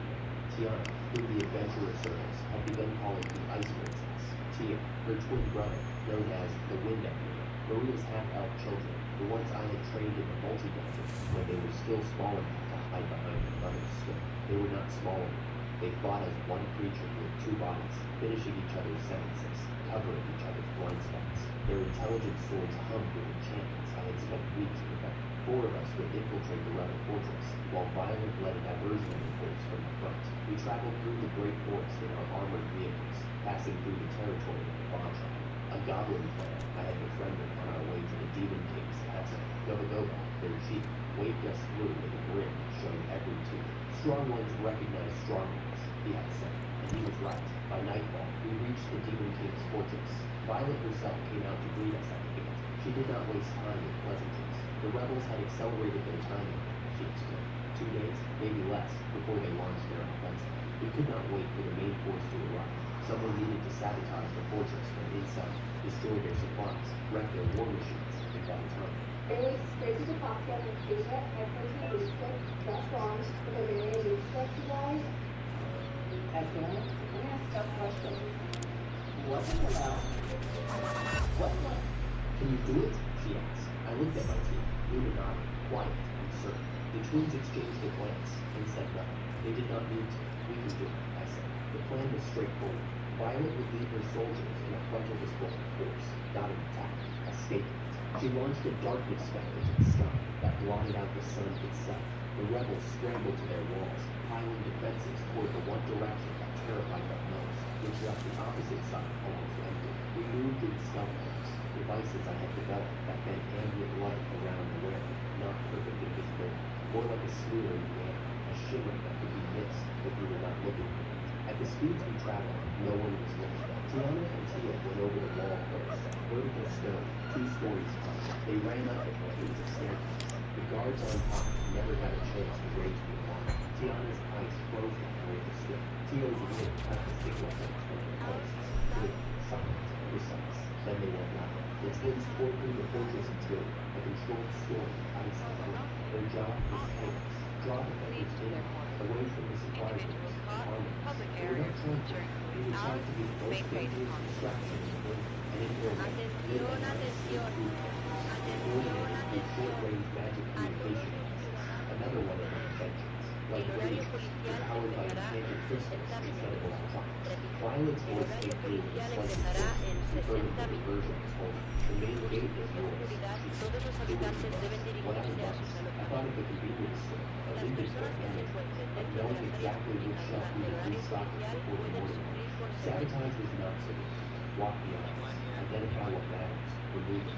We destroyed food stores first, grain reserves that would have fed the rebel garrison for weeks without disturbance. Then the siege weapons. I dismantled the mechanisms of catapults and ballistics with the precision of a man who understood gears better than anyone alive in this world, because I had invented them. Luna handled the sentries, appearing from nowhere to strike, and vanishing before they could fall. The communication device crackled in my ear. Tiana reported all clear on the eastern corridor. Tia confirmed the armory was in chaos. When we found the underground laboratory where Medidover, the rebel leader, had been growing his homunculus, my stomach turned. Rows of half-formed bodies hung on the walls like coats in a closet, each one grown from stolen biological material, each one a puppet waiting for strings. I filled the entire chamber with cursing mud. The vats cracked, the bodies dissolved. 10 seconds, and a lifetime of Medovic's work became sludge on the floor. His combat homunculus caught us on the ground. A massive thing, muscle and bone arranged in wrong proportions, arms too long, torso too narrow. It was built for one purpose. Luna engaged while I shielded her with cursed barriers. The creature shrugged off her blades. Its regeneration was obscene. Cut it, and it healed. Throw it, and it bounced back. So she improvised, grabbed a chunk of rubber the size of a man's torso, planted her feet, and channeled every drop of her acceleration skill into one throw. The impact sounded like a building collapse, because part of it did. My wing, she said, breathing hard, covered in dust, her school uniform torn from her shoulder, and then, softly, with that look she always got when she knew I was being careless. Did I do well, Mother? You did well, I said, and I thanked her. We pulled out clear. 2 days later, the main new tabernacle arrived. 300 enchanted cannons, armored vehicles, non-lethal ordnance designed specifically for suppression rather than slaughter, because Violet had asked us to spare her people, even the rebels. The siege lasted hours, not days. Our cannons had a range of 10 kilometers. Their catapults could barely manage it. They never touched us. When the walls fell, most of the rebel soldiers surrendered on the spot. Violet and I walked into the fortress together to deal with Medidovic personally. His final weapon, a monstrous homunculus powered by his own hatred, gave even her trouble. Its physical stats matched or exceeded hers. But hatred is not an unlimited resource. Not when someone forces you to look at what it is actually costing you. Medidovic had built this weapon for greed. From the memory of his people, the Mediterranean race, who had been wiped out by humans generations ago. His anger was real. His pain was legitimate. I understood that better than he probably expected. but I had walked through the great forest with Gobagoba's goblins. I had eaten their food and drunk their goat milk wine and listened to their cheap talk about how his ancestors had learned to farm, to build, to dream of something better than survival. Those goblins were living proof that tomorrow could be worth fighting for. So I told Metadogan the truth, with my fist buried in his monster's chest and cursed energy crackling between us, that the goblins dreamed of tomorrow the same way his lost people once had, that crushing those dreams made him that his people's memory deserved better than becoming fuel for a weapon. His resolve cracked. The monster's energy sputtered like a candle in wind. Violet, who had been concentrating her magic behind me, channeled everything she had through my cursed fist. Light and darkness and raw magical force, wrapped in a shell of my own cursed energy to bypass the homunculus of resistance. The thing came apart like wet paper. Metadogan fell to his knees in the wreckage. He did not look angry. He looked tired, the kind of tired I recognized from the mirror. The rebellion was over, but the kingdom's problems were just beginning. Sophie found me 3 days after the fortress fell. She appeared at our forward camp without announcement, still wearing her school uniform beneath the traveling cloak, her hair tied back in that same practical style she had worn since the summoning ceremony. I am not going back, she said. No preamble, no negotiation, just a quiet girl drawing a line in the sand. Sophie was the saint, one of the 4 core members of the hero's party, possessing healing and barrier magic that the kingdom considered a national asset. Her disappearance had already triggered formal inquiry. Moonguard had sent official letters asking if Green Commerce had any knowledge of the missing saint's whereabouts. I had written back saying we had not found her. This was technically true. She had found us. The kingdom had been searching for her, I said. I know. Kyle is worried. She looked down. I know that too, but I cannot stay there anymore. Not with what Drake is doing. Not with how the palace pretends it is not happening. Drake, the name I had been hearing in whispers for months. A summoned hero with the brainwashing scheme, who had slipped the kingdom's leash and begun building his own network of control across neighboring nations. The kingdom knew they were doing nothing. Sophie told me everything. How Drake had taken several classmates under his skill's influence. How the palace had quietly covered up early incidents because punishing a hero would be politically inconvenient. How the corruption had metastasized while the officials debated procedure. I could not heal people for a kingdom that refuses to stop the ones causing the wounds, she said. I understood that logic perfectly. A convenience store worker knows what it looks like when management ignores a problem until the whole ship pays for it. Then stay, I said. She cried, quietly, the way someone cries when they have been holding it together for months, and finally find a place where they do not fight. Thank you, Marcus said. I told her the truth, that the kingdom would come asking eventually, that I would handle it, that Kyle, who was steadily building political influence within the royal court, would be our ally when the time came to negotiate her status over. Until then, she was under Reed Commerce's protection. I would deal with the political fallout later. I had gotten good at that. Some people would call what she did betrayal. A summoned saint, abandoning the kingdom that needed her healing powers, walking away from the kingdom. But I had walked away from the kingdom too. I had walked away from the hero, from the palace, from the entire system that had treated me with garbage and expected gratitude in return. And every step I took away from that system brought me closer to the people who actually needed me. Sophie had done the same thing. A chosen hero looked at the system that chose her, saw what it was willing to tolerate, and chose someone else. My coffee cup is almost empty. A quieter war was being fought in training grounds and open fields. So quit sucking on it. Had been preparing for their entire lives. Tiana and Tia faced That was Kitty. She's the one over there falling asleep. They're doctors. No, because if it was Kitty drinking my coffee, she'd be bouncing off the fucking walls. No, Kitty's been drinking your coffee because she said she had doctors in sight today. Yeah, she couldn't handle my coffee. She'd be bouncing off the walls. These were not the vulnerable half-elf children who had needed protecting in a dungeon. These were the ice princess. That's 1 full teaspoon of sugar every cup of coffee. The intelligence source were the proudest speakers. Where's Kramer? Skill transfer channels that announced activation sequences, provided tactical data, and amplified elemental effects. Not true artificial intelligence, but enough situational awareness to turn a good fight into a devastator. Tiana's sword froze everything it touched. When she Kitty said to tell you, never. Uh-huh. I would never sip your coffee. Yeah.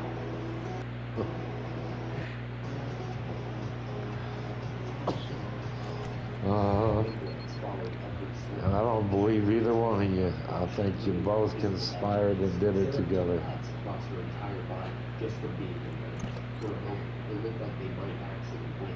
Then, Sarah removed her ring. Black energy poured from her wings, staining the dark. She had been sealed. The ring suppressed her true nature, a dual-attribute fighter, wielding both light and darkness. Violet's consideration for her subordinate's shame turned into a tactical restraint. Without it, Sarah was something else entirely. Her speed doubled. Her dark gauntlets shattered ice on contact, nullified the wind blades. She pushed both twins back with raw force, closing distances they could not contain. Is this all you have? She said. The twins did not answer with words. They answered with coordination. Tiana fainted left. Tio swept right. Ice and wind merged into a single storm. I crashed towards Sarah like a tidal wave. Sarah burned through two of her own defenses to survive. But surviving, she did. And when the storm cleared, her counterattack, a fusion of light and darkness she called Chaos Impact, was already launched. I stepped in before it landed. The magic dissolved against the palm of her fist. When, Sarah, I said. The twins looked at me with their beautiful half-elf faces, disappointed but not defeated. Sorry, Papa, Tiana said. We lost, Tio said. I pulled them both close. You pushed her so hard she had to remove her seal. That is not losing. That is making the strongest warrior in the demon army fight for real. They smiled, small smiles, the kind that meant they would train harder tomorrow. Maria had told them, apparently, that persistence was the key to winning the Open. I chose not to ask whether she meant in combats or in other matters. Some questions are better left unanswered. Joe fought Sarah next, wielding the mechanism sword I had sent. 5 blades impact. The fight was brutal and brutal. Joe won fairly by splitting the weapon into its component swords and overwhelming Sarah with versatility she could not predict. Marceline fought Leonis, the Beastman general, and lost despite landing a lightning firebender directly to his stomach. Every fight proved the same thing. Reed Commerce's people could stand on the same battlefield as the Demon Realm's armies. My technology, my training, my years of investing in people, rather than hoarding power from the sun. It worked. Joe wielding 5 swords at once. Marceline taking a hit that would have killed any normal knight, and getting back up to shake the hand of the man who beat them. The twins forcing the strongest angel in the demon army to fight at full power. It worked even when I was not there to supervise it. That was the point. That had always been there. A convenience store runs on systems, not on the manager standing over every employee's shoulder. I was building an organization, not a cult of personality. If I disappeared tomorrow, the weapons would still work. The fighters would still fight. The enchantments would still hold. After the rebellion was crushed and the political dust had settled, I asked Shirley if she wanted to visit her mother. She stared at me for 3 full seconds before answering. You remember? She said. Of course I remember. Shirley had been one of the first people in this world to see me as something other than a nuisance. The guild receptionist who called me her ideal adventurer, who leaned forward with genuine enthusiasm when she praised my manners and dedication. She had cried once when I told her I was leaving the adventuring life to open shop. Her mother, Sierra, lived in a rural settlement a day's ride from the capital. Shirley had not visited in months. The war, the work, the constant demands of supporting an organization that had grown from a magic tool shop into a military-industrial power. There had never been time. I made time. We took one of the armored vehicles, just the two of us. Shirley spent the first hour of the drive telling me about her childhood, the farm where she grew up, the neighbor's dog that used to steal eggs, her mother's bread, which she insisted was the best in the kingdom and would accept no debate on the matter. Sierra met us at the door of a small stone house, surrounded by wildflowers. She was an older woman with Shirley's same warm eyes and the kind of weathered hands that came from a lifetime of honest work. She hugged her daughter for a long time. Neither of them said anything. They did not need to. I stood back and watched, and something in my chest ached in a way that had nothing to do with combat knowledge. I never had this. My parents had been gone for years. My sister had her own family. The closest thing I had to a homecoming was clocking in for another graveyard shift and having the manager grunt at me. So watching Shirley bury her face in her mother's shoulder, watching this old woman's hands tremble as she held her child, it hit somewhere I did not have armor. Then Sierra looked at me, really looked at me. The messy face, the dark circles, the permanent slouch of a man who had spent too many years behind a register. So you are the one, she said. I am just a shopkeeper, I said. No, she said. You are the one who made my daughter smile. She invited us inside. The bread was, in fact, excellent. I told Shirley she had been right. She said she told me so, with the quiet satisfaction of someone who had waited a long time for that particular validation. Over tea, Sierra told me that Shirley had changed. that she was happier, more confident, more willing to speak her mind, that the letters she sent home had shifted from dutiful reports to exciting stories about what she was doing. Take care of her, Sierra said, when Shirley had to step back. That's why I told her. I will. I mean it. She is my only child. I know. I said, and I promise. She studied my face. Whatever she found there satisfied her, because she nodded once and poured me more tea. On the drive home, Shirley fell asleep in the passenger seat, her head tilted against the window, her breathing slow and steady. The setting sun turned the landscape golden through the windshield.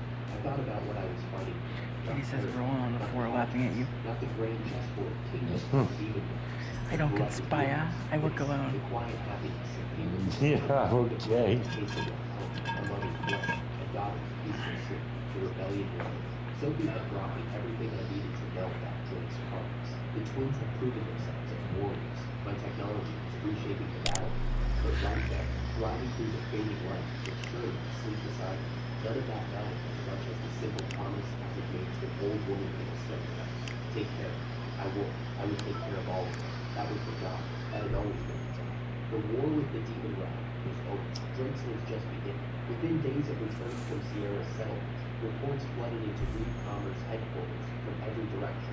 Drake had stopped pretending. His brainwashing scheme, which the kingdom had quietly ignored for months, had evolved into something far worse. Complete domination, they were calling it. Not mere influence. Total control over the mind and body, with an added horror that made my stomach turn. Every experience point, every skill, every fragment of power gained by his victims flowed directly back to him. He had taken the Barome's principality first, an entire nation, from its ruling family to its soldiers, converted into puppets. Then he turned them out. A Delta kingdom fell, Siddhartha kingdom followed. Their armies marched not at their own will, but under Drake's command. Three nations weaponized against each other and against Moonlight, all to feed one man's hunger for harmony. Sophie's intelligence had given us the outline, but the full picture was worse than anyone imagined. I assembled the evidence in a briefing room at our Great Forest headquarters. Sage's research team had tracked the skill's evolution through captured subjects. Manitoban's intelligence network inside the demon territories had confirmed the cross-border scope. Marceline's military contacts in Moonlight had finally, reluctantly, shared classified reports that should have released months ago. The kingdom had known, not everything, but they had known Drake was brainwashing classmates back when we were all still in Moonlight, before anyone had even heard of Reed Palmer's. They had covered it up because punishing the summoned hero was politically inconvenient. One rotten apple, they reasoned, was worth tolerating if it kept the other heroes compliant and the war effort on track. That calculation had cost thousands of lives across 3 nations. I laid it all out for the war council. Sage ran the numbers. His small frame trembled with the kind of quiet fury that only manifests in someone who truly understands game. The magic reserves Drake was draining. The skill evolution patterns. The projected time limit for when his power will exceed even our ability to count. The room went silent. Not the silence of shock. The silence of people who had suspected the truth and were now being forced to look at it without flinching. Drake had brainwashed classmates, corrupted officials of 3 nations, stolen skills and experience from tens of thousands of Keep in mind that you're an his own immigrant tax ghetto code, voter. which he reconstructed from captured Unregistered intelligence, money red, flowing through that level account 47, may all more interest of the stats, state than SSSS us, twice, my friend. skill Just slot, asking for error. trouble. That last part caught my attention. I had only seen error in one other place, my own status code. The difference was that mine came from dozens of garbage skills, stacking over months of honest work. This came from draining the lives of everyone under his control. The question was not whether he was guilty. The evidence was beyond dispute. The question...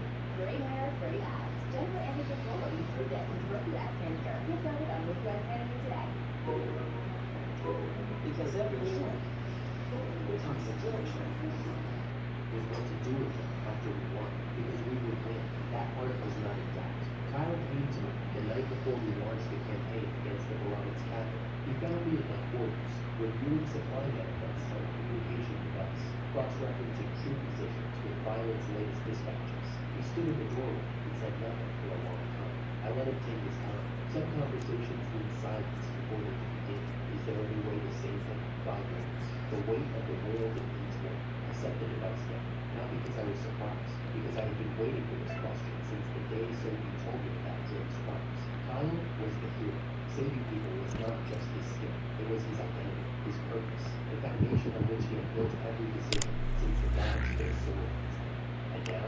standing in front of me, asking if the one person who could not be saved might somehow be saved with me. No, I said, we did not even think of it. I have been thinking about it for months. Every angle, every contingency, the answer has not changed. He stepped inside and sat down across from me. The confident posture was still there, the clear eyes, the earnest face that I'd never known true failure. But something underneath had cracked. He looked like a student who had studied hard for an exam and just been told the subject had been canceled entirely. What if we fake his death? He said. We could imprison him somewhere else, strip his powers somewhere, keep him contained where he could not hurt him. And when he escapes, because he will, his skill evolves. It has already gone from brainwashing to complete domination. Every prison requires guards, and every guard becomes a potential victim. The day he breaks free, and he will break free, the blood of everyone who hurts afterward is on our hands. Yours, mine, everyone who chose the comfortable rock over the hard truth. He absorbed things, tried another angle. His voice did not waver, but his hands were clasped so tight, his knuckles were white. Exile him. Send him somewhere so remote that even if he uses his powers, there is no one to control. The edge of the demon realm, an uninhabited island. Something. A monster loose in the world is still a monster. An exile does not satisfy the victims. 3 nations worth of people who lost family members. Who watched their own bodies through atrocities Worse. while their minds swirled. They need justice they can see from their soul. Anything less creates political instability that will undo every piece of work we have tried to build, everything we have fought for, everything the twins bled for, everything violent sacrifice, all of it undone because we chose mercy for one person over justice for thousands. And if Reed Commerce shelters them, then every employee of them becomes a target for every victim seeking revenge. Sure, Maria, the twins, Jake, Joe, Lou, Sage, every person in this building who trusts me to keep them safe. I will not make them pay for his crimes. That one hit hardest. I watched Kyle's face change.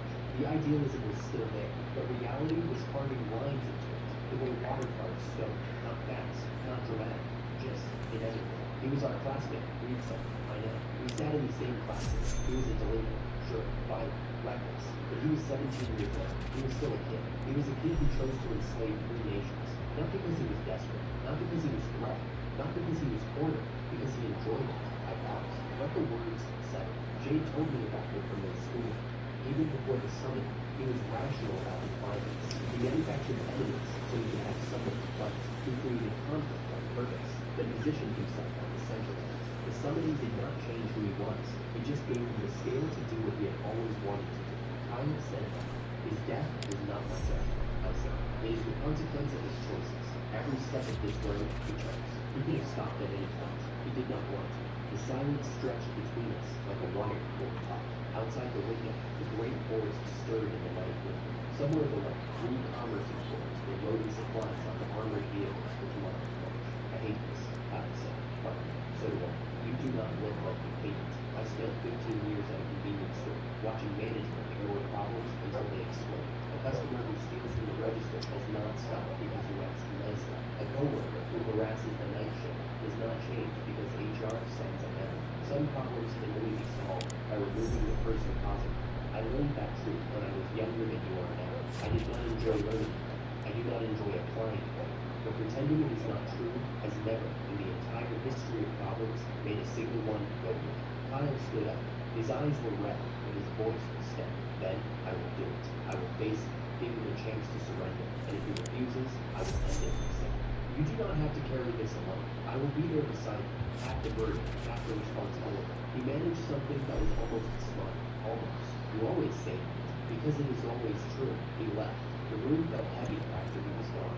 I sat with the supply manifests and did not read a single line for 20 minutes. My mind kept circling back to the same place. There is a particular kind of exhaustion that comes from being right about something you desperately wish you were wrong about. In the convenience store, we called it inventory shrinkage.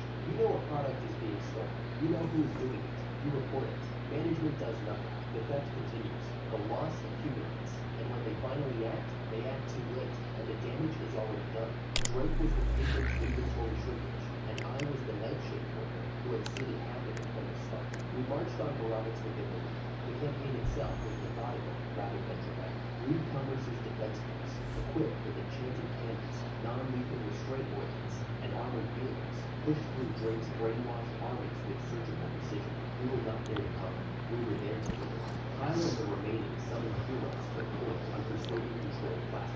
after Laura, through his skill maneuver, went down, then Kyle overpowered him with raw stats, and I locked him in dark matter with strengths. He had been crying even while fighting. His body moved under Drake's control, but his eyes were screaming for it to stop. Kanzaki, holding a grudge over Kyle's fiancée, accidentally knocked himself unconscious with his own instant death victim after I pointed out the logical impossibility of his romantic strategy. Even in war, some people find ways to be absurd. The brainwashed soldiers, when confronted with 300 enchanted cannons on the horizon, surrendered in waves. Drake's control could compel obedience, but it could not manufacture courage. The strings snapped faster than their controller could pull them. When we reached the Varana's capital, the city was empty. Every civilian, every soldier, every living soul had been evacuated. I scanned the city with our most advanced observation equipment. Not a single life sign except one, a massive magical presence, sitting in the throne room of the central castle, radiating fighting spirit like a bonfire, radiates heat.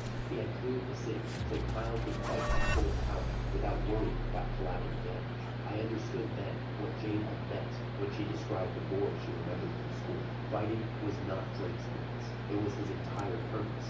The nations he conquered, the armies he controlled, the chaos he orchestrated, all of it was stage set for this single moment. A throne, a hero, the battle he had been dreaming of since the day he arrived in his school. We entered the throne room door. Kyle pushed the doors open with their hands. Drake was sitting on the throne like a child playing game, legs thrown over one arm of the chair, body slouched sideways, one hand supporting his chin. He was grinning, the grin of someone who had been waiting for this moment, the way a child waits for a birthday party. He called out to Kyle first, then he noticed me, dismissed me as the extra old man, irrelevant, backup noise. Good. I have built an entire career on being underestimated. Kyle asked me why. Why do this? Why conquer nations, enslave thousands, start wars that killed people who had never done anything? Drake's answer was the most honest thing I had heard from anyone in months. The world had always been gray to me, he said, empty, meaningless. I love how much I love my city and responsibility for me. I love that you love how much you love me. You're welcome. I love that you love that I love that you love about what I'm saying. Only pay for me.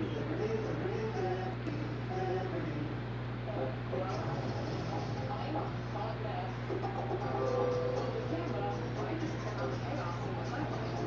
What? Watching the video today. Every day I dedicate to the box. Every interaction calm, except for one fight. In those moments, his fists connected, the blood flowed, and his life was genuinely at risk. The gray turned to color. Violence was the only thing that made him feel alive. Back on Earth, he had run out of worthy opponents. Here, in a world of levels and stats, he had found the ultimate playground. And when he learned about the hero's role, fighting the demon king, the final boss of the story, he wanted that role for himself. Not out of ideology, not out of revenge, out of pure, simple hunger. He wanted to be the enemy the hero was built to defeat. He wanted the climactic battle, the clash that would justify every moment of emptiness that came before it.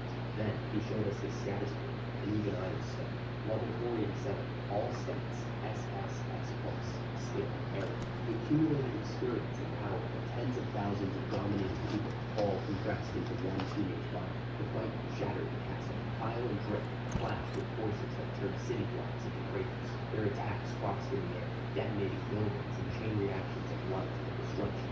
Drake's stolen techniques gave him a library of combat secrets. Kyle's hero skill pushed his stats to their absolute ceiling, sword wrapped in light, flame, healing, and fighting spirit simultaneously. I waited, watched, and hoped. The irrelevant old man in the corner, running calculations to lay out his inventory product shelves at 3 in the morning. Drake favored his right side after charging attacks. His stolen combat skills were powerful, but disconnected, like a fighter who had memorized 100 textbooks but never trained his body to flow between styles. And his confidence in his raw stats made him sloppy with the fights. When the moment came, when Drake locked Kyle in a clash of strength that neither could break, their blows generated shockwaves that leveled buildings a block away. I struck from the angle Drake had already forgotten about. The irrelevant old man, miasma, cursed blood, debuffs that operated outside the magic system entirely. Anomalies to stolen skills in Drake's arsenal had no answer for it because they predated the skill system itself. His stats plummeted. The SSSS plus numbers on his status board flickered and dropped. Kyle felt the shift instantly. He surged forward with everything the hero skill could give. One devastating sword swing, breathed his light and flame and fighting spirit, caught Drake across the chest and sent him crashing through the castle gates, through the courtyard wall, through a building beyond. Kyle hesitated at the pillar. The hero's sword trembled in the air. Drake saw it, and his rage was incandescent. He activated a life-burning skill that pushed his body past its limits. Crimson light bleeding from his skin. He screamed at Kyle to fight him properly, to kill him properly, to be the hero. I stepped in. I will handle this. Support me. Kyle's buff magic surged through my body. Every muscle, every reflex, every sense, amplified beyond what should have been humanly possible. The world sharpened into crystal clarity. Drake came at me with everything he had left, and I met him blow for blow. He was strong, desperate, brilliantly strong, but the crimson light was consuming him from the inside. Each second burned away more of his life force than his body could sustain. I told him the truth, that I understood the emptiness, that the feeling of living in a gray world where nothing connects, where no one understands, where the only moments that feel real are the violent ones. I did not call it an excuse. I called it a failure, not his alone, ours. The adults who should have shown him a different path. The system armed the broken boy and pointed him at the world. So I will take responsibility, I said. I formed a dark matter corrupted knife, small, precise, designed for a single clean stroke. He said 2 words, thank you. We moved at the same time. His fist grazed my shoulder. My blade found a gap between his ribs and pierced his heart. He died fighting, smiling. The crimson light had consumed the last of his life force. For someone with SSSI plus stats, the end was flat, almost gentle, like a candle curling on itself and going out. I stood over him for a moment. Kyle stood beside me, tears on his face, back straight. Neither of us spoke. Some things cannot be made smaller by talking about it. Kyle knelt beside the body. He did not look away. He did not try to make it smaller with words. He just knelt there, the hero and the villain, the classmate and the corpse, and let the silence be what it was. I put a hand on his shoulder, did not say anything. What could I say? We had done the right thing. It did not feel like the right thing. It felt like the thing that needed to be done, and that is a different sentence entirely. The right thing implies clean hands. The thing that needed to be done implies hands that will never be quite clean. That feeling was not new to me. The convenience store teaches you some responsibility for mistakes. You wash your hands, and the stain fades, but the knowledge of it doesn't. With Drake's death, the complete domination skill dissolved across 3 nations simultaneously. Soldiers dropped their weapons where they stood. Reports flooded in from every front. Adelty, Siddhartha, Rots. The puppets whose strings had been cut simply stopped moving. Some collapsed where they stood. Some wept. Some stared at their own hands, as if seeing them for the first time in months. The war was over, not with a treaty, not with a surrender ceremony, with a boy dying in the rubble of a borrowed throne room, and 100,000 puppet strings dissolving like morning mist. And something else happened. Something I felt the instant the blade pierced his heart. His skills transferred into complete domination. The combat techniques he had stolen, the accumulated experience of every person he had ever controlled. My level surged past 2,000 in a single violent spark. My status point rearranged itself around numbers that should not have existed. I did not tell Kyle, not then. He had enough to care. Commerce moved into post-war reconstruction immediately. 3 devastated nations needed supplies, infrastructure, communication networks. We had the resources. We had the logistics. We had the relationships with every major power on the continent. Factories pivoted from weapons to building materials, farming equipment, communication devices. Within weeks, our supply lines were reconstructed across 3 countries, stabilizing the economy. Looky here, you've just hired your first dealer. Congrats. Dealers are ready to go just like any other jobs, but a lot more, progressively. The thing is that they pay up after they distribute, so take that into consideration.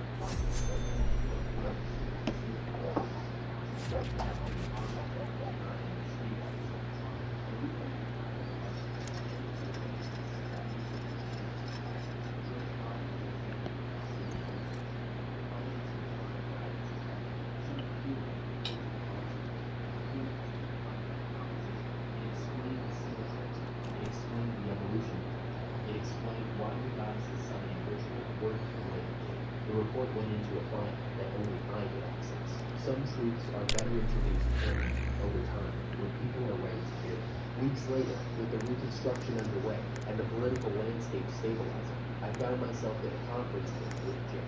Just the two of us, door closed. The world outside continuing without us for a few minutes. I need to show you something, I said. I opened my status board and expanded it between us. Name, Marcus Cooper. Level 2697. Strength, SSSSS plus. Magic, SSSSS plus. Standard, SSSSS plus. Speed, SSSSS plus. Attribute, none. Skill, arrow. Jade stared at the numbers. 2,000, she started. 697. 2,697. She said it the way someone says a number they cannot believe they are saying. The way a bank teller reads an account balance that should not exist. It happened when I killed Drake. His accumulated power, his skills, his experience, all of it transferred into me. The same mechanism his complete domination used to drain victims. When I killed him, it reversed. Everything flowed back. And my level, which was already climbing from the war, broke past 2,000, kept going. Oh, son, that is literally insane. I know. The hero is level 300 something. You are level 2600. That is not a gap. That is not even a candle. That is a different planet. She reached out and touched the floating status display. Her fingers passed through the golden light. The expression on her face was not awe or excitement. It was fear. The previous true hero, she said slowly. In the English journal, her status hit error too, and then she approached something beyond human. Yes, silence. The kind that fills a room the way water fills a glass. From the bottom up, heavy and clear. Each of my garbage skills leveled independently, I said, because she needed to hear the logic. Because understanding the mechanism would make the fear smaller, even if it could not make it disappear. Dozens of skills, all gaining experience in parallel with everything I did, while other heroes had one powerful skill growing linearly. I had dozens growing simultaneously, and as they evolved and converged, the compound effect became exponential. The goddess's garbage dump turned out to be the richest investment in the history of the summoning system. So what does this mean? What happens if you keep growing? Halo topped with delicious mixings in every bite, but not the calories.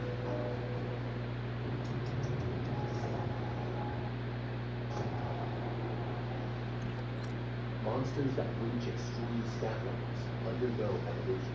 There is evidence that summoning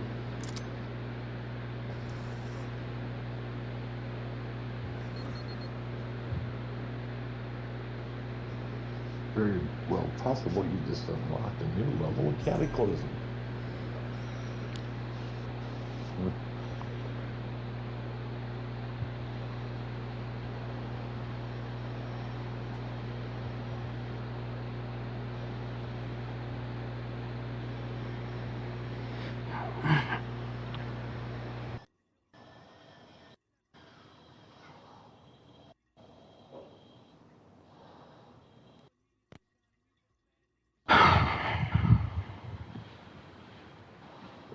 I put my seltzer water in the fridge this morning because I needed something cooler than room temperature fucking drinks.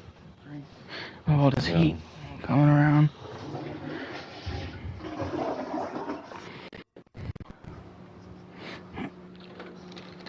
So now we got cold. Can't with this. Yay. If I continue gaining levels, my skills will hit error. The system will try to push me past the boundary of what is human into something Yeah, it is, yeah. It's nice and cool. Her voice was muffled and unmistakable.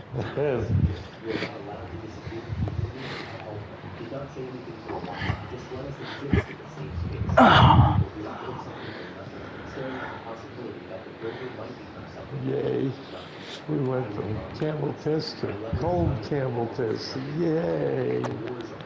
As long as I avoid combat, the threshold stays out of reach. She pulled me and flicked my forehead hard enough that I felt the needle through SSSS plus. Then avoid combat, people. Let everyone else tend to the plane. Sit in your office and manage the business. Like a normal person. Just like her. She smiled. Small, fragile, real. 2,697. The G rank. The G rank man. If the goddess could see your status board right now, she would choke on whatever anime she was watching. I laughed. Actually, I laughed. It surprised both of us. It had been a long time. Jade looked at me the way she always looked. After the impossible became real. After the mission failed. After the baptism. After Kyle. After every wall I had broken through and she had watched me break. The old man from the convenience store, she said. The one who smelled gas. You want No 15 and you want radio 2? stations Okay. nobody else wanted. That man was worth something after all. He was always worth something. He just did not know it.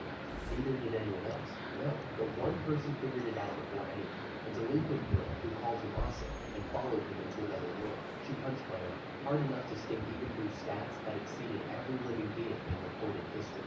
Shut up. You are going to make me cry in a conference room. And I refused. Understood. In the weeks that followed, the world settled into something resembling peace.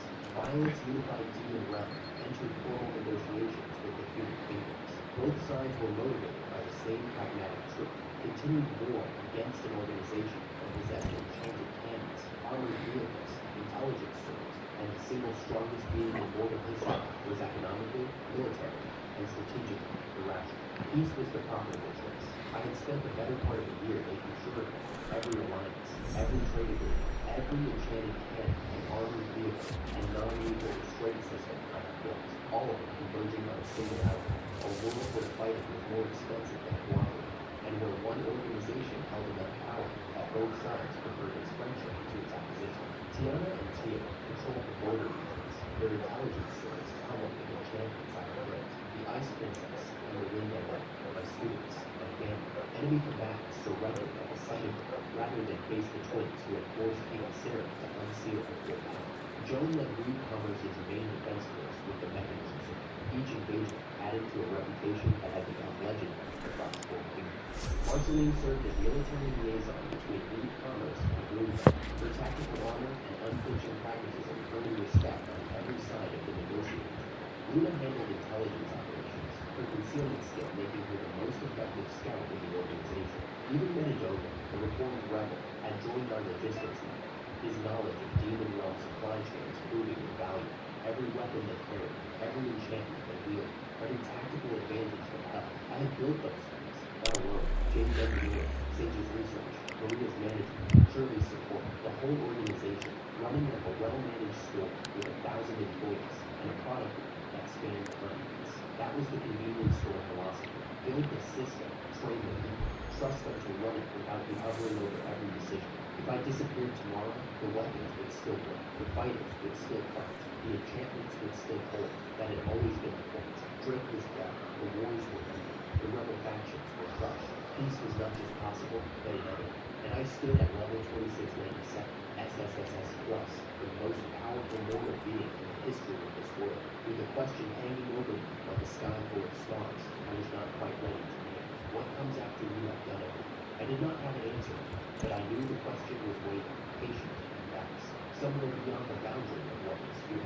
For now, I had a business to run, reconstruction to manage, people to protect, shelves to stock. The G-rank vein had reached the absolute peak, and the view from the top looked exactly like it always had. A world full of people who needed someone to keep the lights on, even when nobody was watching, even when nobody said thank you. I could do it. I had always been able to do it. Tomorrow would bring its own questions. Today, there was none. The war was over. Drake was dead. The kingdom had signed peace accords with the demon realm. Every external threat I had spent the last year fighting, negotiating, inventing, and bleeding for was dead. My status board led level 2697. All stats at SSSS plus. Skills, Eric, the most powerful mortal in the world, is sitting in the meeting room with his niece, staring at glowing numbers and feeling absolutely nothing at the conqueror. Jade, there is something I need to tell you. I know, she said, the god did, right? She had always been sharper than anyone gave her credit for. I had never once managed to surprise this girl. I pulled up my status board so she could see it clearly. Every stat of the absolute ceiling. The error tag on my skills had been there since the very beginning, back when the kingdom appraiser had squinted at the display and concluded I was simply broken. But now, the rest of my numbers were pressing against the same boundary. SSSS please across the board. Level 2697, the highest any living being had ever reached. When Drake died, my level crossed 2600. My stats hit SSSX plus. I have met at least 2 of the conditions for ascending to godhood. The skill, error, and the soul growth from absorbing Drake's power. If I keep leveling up, even accidentally, all your stats turn to error too, and you disappear. She said it flat, no drama, just the facts, the way she handled everything. She had grown so much from the bleached-haired delinquent who used to call me a useless old man with genuine contempt.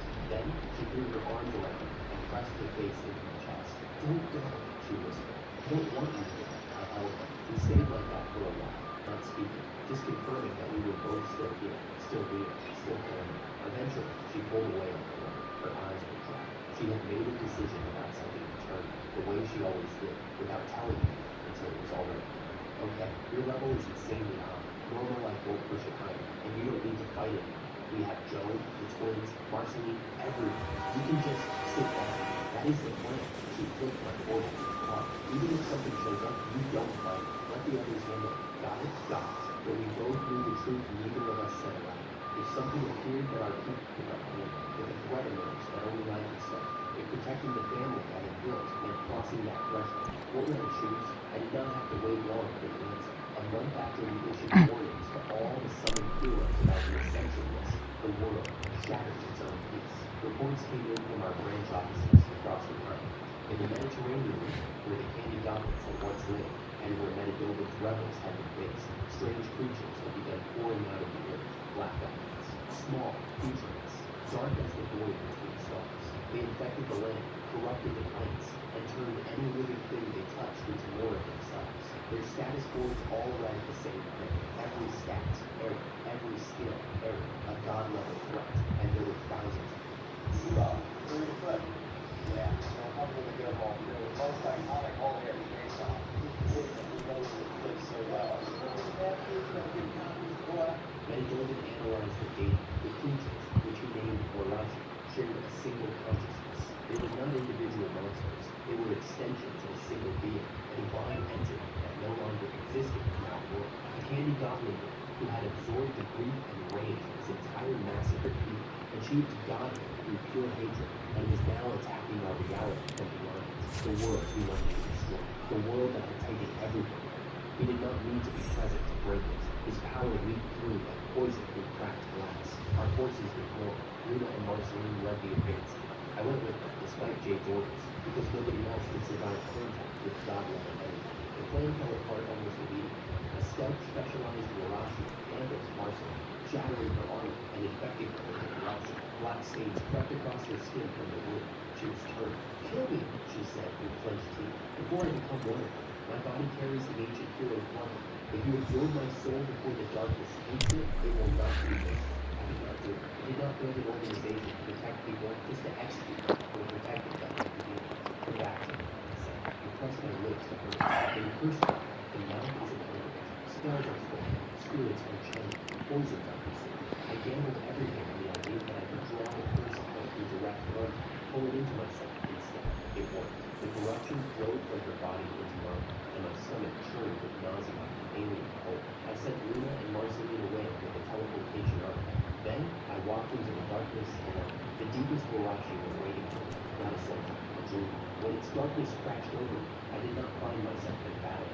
I found myself in a city made of candy-pink buildings, full of candy goblins living ordinary, happy lives. A boy goblin with bright eyes and a new adventurer's badge was registered with my guild. He defeated bullies, slew monsters, saved his friends. It was a perfect world, an isekai fantasy inside a nightmare. I understood immediately. This was not an attack. It was a dream. A dead child's dream of the life he never got to live.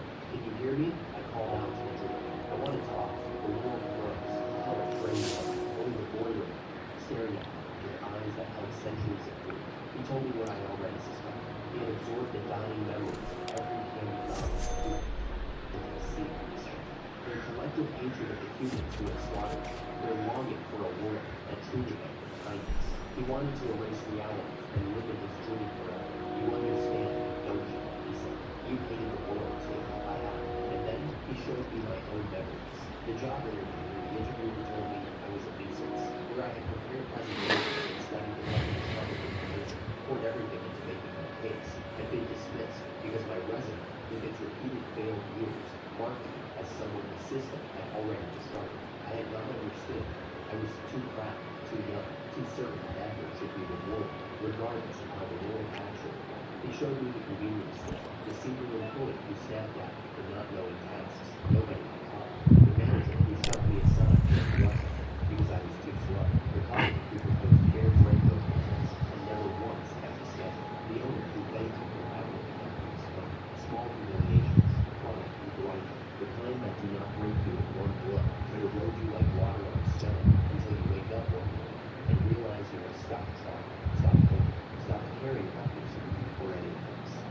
remembered the exact moment it happened.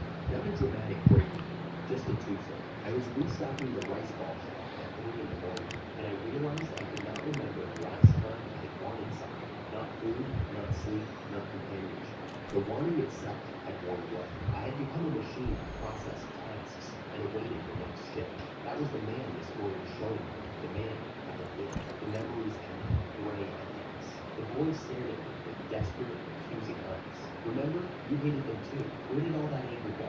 Here, I said. I pressed my palm against my own chest. I remember looking down on everyone while despising myself, hating people with everything I had, thinking I was better than the customers, better than my coworkers, better than everyone, while simultaneously believing I deserved nothing. I remember all of it, every petty grudge. Every night I stared at the ceiling and thought about how nobody would notice if I was simply not there. It was humiliating to admit, even then, even as the most powerful mortal in existence. The shame of who I had been did not evaporate just because I had become someone different. The boy touched his own chest, wearily. It is all stored right here, I said. Every other thought, every moment of weakness. But alongside it, there are warm things too. I thought of Jade's trembling hug after the midnight bowling fight. Sage screaming with excitement over a magical breakthrough, grabbing their own head in disbelief. Shirley leaning forward at the field camp, calling me her ideal adventurer, with genuine admiration in her voice. The orphanage children laughing as Joe organized their games. Marceline's grudging nod of respect, Aubrey like it cost her something. The twins whispering, sorry, Papa, after losing the fight they had been breaking and Maria pouring tea with the composed voice of a woman who had rebuilt her entire life on trust. Even the goddess, panicking and rambling when she realized she had run out of skills to give her. The darkness and the warmth, they live in the same chest. That is what it means to be alive. The boy's eyes glistened, but I'm still cursing the world. I know.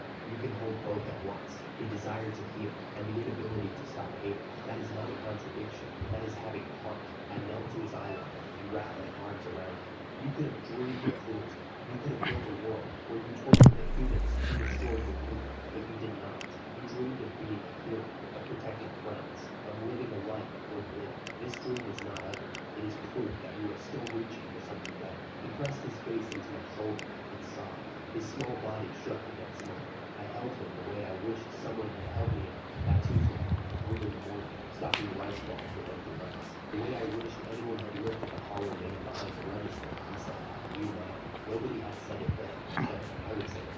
Your dream is beautiful, I said, and I am sorry nobody protected you in this dream. He cried harder. The gray world around us flickered with color. Brief flashes of warm memory breaking through like sunlight through clouds. A goblin family eating dinner, children playing in the street, an old goblin telling stories about crime, his memories, the ones he was afraid to look at because they hurt more than hatred. Then let me carry it, I said. Do not curse the world, curse me instead. I am one of the humans who inherited the world that hurt me. I was not there when it happened, but I live in the world that was built from what was taken from me. Let me bear that debt. He pulled a knife from his belt, black as the board, and drove it into my chest. I will watch you forever, he said. If your words were lies, I will curse the world here. The dream shattered. The boy's form dissolved into night. But if you really can hold me in your chest alongside everything else, then I will live inside you for as long as you keep that promise. I woke in white emptiness. Every stat on my board read error, even my name. A familiar voice spoke from nowhere. Well done, Marcus Ford. The goddess Abra materialized out of thin air, wearing her formal divine composure for exactly 3 seconds before dropping entirely. Okay, real talk. You are partially a god now. You fused with that candy goblin thing. 2 souls, 1 divine vessel. But it is not permanent, unless you want it to be. I can send you back. Back? To my world? Yes. Your people, your family, everything. You live your life, grow old, and when you die naturally, then you come home free. I get a subordinate eventually. You get to keep your life. Everybody wins. She explained the system. Gods needed subordinates. When a summoned person ascended, they automatically became the subordinate of whichever god had facilitated their summon. That was why gods participated in the summoning ritual at all. It was a recruitment pipeline, but the timing was flexible. She could defer my service. Why? I asked. Why would you do this for me? She dropped the silly F for one heartbeat. Just one. Because I was a hero once too, and I did not get to say goodbye. Then she slapped my back so hard I stopped. So go. Go say all the things I never got to say. And when you are done, you come back here and you call me Abro Senpai. Got it? Senpai? It is an anime thing. I have been watching Earth anime with divine power, and Senpai is the coolest word. Just say it. Reese's and I Hershey's heard. Zero Sugar. So delicious. You check the label twice. At Pfizer Pro, we won't promise perfect freelancers, but every developer is vetted through in-depth portfolio. Avril said, perfect. Now get out of my office. She shoved me, and I fell relaxed. The last thing I saw was her waving, grinning like a kid who had just gotten away with something. The goddess who had forgotten my name and dumped her garbage on me. The goddess who had just given me a life. I fell through white, then through punk, then through something that felt like waking up from a dream that had lasted both a second and 1,000 years. Jade hit me when I came back, punched my chest with both fists, silently, tears streaming down her face. Then she held on and did not let go. I told her everything. The boy, the dream, the curse in her chest, the goddess's deal. The fact that one day, when my natural life was done, I would ascend for real and go to work as a god. She listened to all of it. Then, she was quiet for a long time. So you are not leaving, she said. Not today. Not for a very long time. Promise me. I promise. Good. She wiped her eyes with the back of her hand, smearing tears across her cheek in that same rough, voiceless way she had done everything since she was 16. Because we have work to do, Olivia. She said it exactly the way she used to say it in the shop. Back when old man was an insult. The word had not changed, but it carried the weight of everything we had survived together, and I felt it settle over me. Decades passed. New problems became a nation. The Great Forest Autonomous Region, positioned between the human kingdoms and the demon realm, grew into a neutral power that made peace profitable for both sides. Violet married into our family and learned to cook from food. Sage continued their research in the basement laboratory and somehow produced a child whose other family remained classified information. Kyle became a frontier lord, using his cruel sword technique to clear Harlem. Joe raised the next generation of heroes. The twins became legendary adventurers with their own fan clubs. Shirley ran the administrative side of an entire civilization. Rosa grew from an orphan seamstress into a corporate executive who returned to her old orphanage every year to remind the children that their starting point did not define their destination. Luna continued to appear at statistically improbable times and places, which I had stopped questioning years ago. Time moved. Children were born. The boy goblin, Shazuma, manifested from inside me within a month of the crisis, complaining he was bored. Jade's response had been a dead no. Oh, so he just comes out. Great. He grew up among the goblin children of the forest, alone and spoiled, and still carrying that edge of ancient grief beneath his laughter. Not everything was fun. 98 years passed. Maria was the first to go, 40 years before me, slipping away in her sleep, with a face so peaceful it almost looked deliberate. I held her hand until it went cold and thought, this is the cost of loving people. You carry them after. And so, far too young, then others, one by one, until the house that had once overflowed with voices grew quieter with each passing decade. The summoned heroes aged slowly, more like monsters than humans, but not slowly enough, not nearly enough. Violet would outlive us all. She was a demon of ancient lineage, and her lifespan stretched beyond anything we could comprehend. We spent many quiet evenings, Jade and I and Violet, planning how to leave her a country warm enough to survive our absence. She never cried during those conversations, and her hands always shook. In the end, it was just me and Jade. Our bodies had finally surrendered to time. She sat beside my bed in her rocking chair, holding my hand the way she had held it since the day I pulled her out of the dungeon and told her I would teach her to read. Her hair was white, her face was lined. She was the most beautiful person I had ever known. Jade, what? Thank you. You really did an incredible job. She squeezed my hand, harder than her frail fingers should have managed. How many times are you going to say that? Those were the last words between us. We fell asleep holding hands and did not wake. I do not know which of us were first. Honestly, I do not think either of us would have allowed the other to go alone. We had never been apart, not since a white light swallowed a convenience store at high school the same afternoon. We were not going to start now. I opened my eyes in a place that looked suspiciously like an office. Ugh, I'm so tired. I don't want to work. Sprawled on the floor in a puddle of divine rose, surrounded by empty snack wrappers and a glowing screen displaying what was unmistakably a Japanese anime, was my boss, Goddess Avril, Avril Senpai, the most powerful being I had ever met, and the laziest. You stayed up watching anime, I said. It was a 2-hour premiere special. You can't just stop after a premiere special. You watch 6 more episodes after the special. The cliffhangers, Marcus. The cliffhangers. She had, apparently, used her divine power to establish a stable connection to Earth's streaming services. The monthly subscription was paid in conceptual currency that I did not fully understand, and she refused to explain. I picked up the stack of glowing documents that had accumulated on what I was choosing to call my desk. Divine tasks manifested as something my mind could interpret as capable.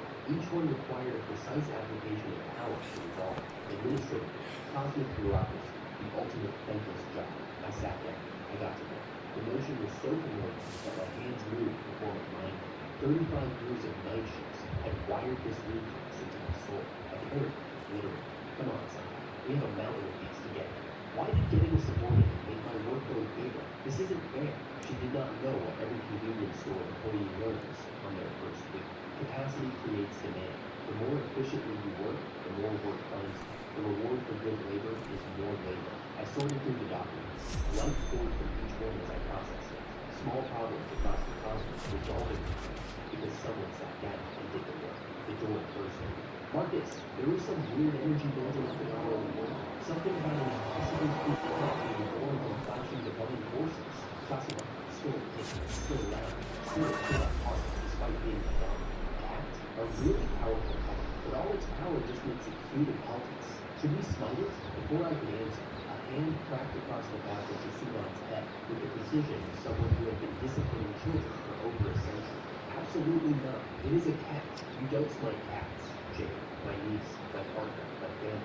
She had ascended with me, pulled through by the magic circle we had shared since the early days, the bond that had linked our souls so deeply. But when I became a dom, she had no choice but to follow. Avril had complained about the unexpected extra subordinate for approximately 45 seconds before realizing that Dave would handle all the organizational tasks she had been avoiding for a moment. We will observe it, I said. If it becomes dangerous, we act. If it is just a cat, we leave it alone. Good answer, Jade said. I turned back to my paper. Behind me, Avril was already asleep again, curled up on the floor with a half-eaten slice of Chicago deep dish pizza balanced on her stomach and an anime episode autoplaying on her divine screen. Shasuba was arguing with Jade about whether divine smiting should require a mini-vote. The joint documents kept arriving. I kept processing them, one by one, methodically, without complaint. The same way I had stocked shelves at 2 in the morning. The same way I had enchanted products in a cramped workshop above the failing shop. The same way I had filed supply requisitions for an army, balanced trade agreements between hostile nations, and cataloged the emotional needs of a dozen people who depended on me for things they did not need. The work never changed. I was still the guy who handled what nobody else wanted to handle. But I was not the same man. That man, the one who shuffled through the convenience store doors with dead eyes and a permanent slouch, the one who had accepted his own worthlessness as a fact like Yokos. He was still in me, as a pail, stored in my chest alongside the daily Goblin Boy's dream, alongside every grudge and every humiliation. And every night, I had spent wondering if anyone would notice if I simply stopped existing. He was still here, but so was everything else. Jade's first hug, Sage's excited scream, Shirley's mother pouring me tea, the twins calling me papa, Joe's quiet comment, Marceline's salute, Maria's gentle corrections, Violet's theatrical tantrums, Luna's impossible devotion, Alice who watched anime all night and pretended she did not care about me. All of it, together, in the same chest, the darkness and the warmth, side by side. I used to think the work was punishment, that being the one who always cleaned up, always stayed late, always handled the jobs too small for anyone to do.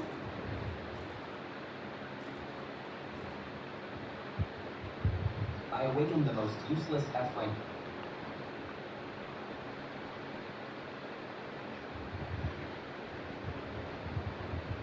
Welcome back to the Exozone video. Today we'll be hitting the Smothering Tunnel and see if we can kind of 0 to hero a run. Now they've just made this map 10 times harder than it used to be. Alright, so I've had videos in the past where I've gone from just a pistol to millions of dollars in this game. But that is probably not gonna happen so easily today. We're still in that exact idea of going with a pistol, but I'm gonna have to bring a tiny bit of gear. You know what, man? Never mind. I was gonna make it so easier for myself. We're not doing that. Give me the worst armor in the game. This doesn't even have any protection. I'll take that. We're just gonna run this scat vest with a couple modules so we can hold mags. And here we go.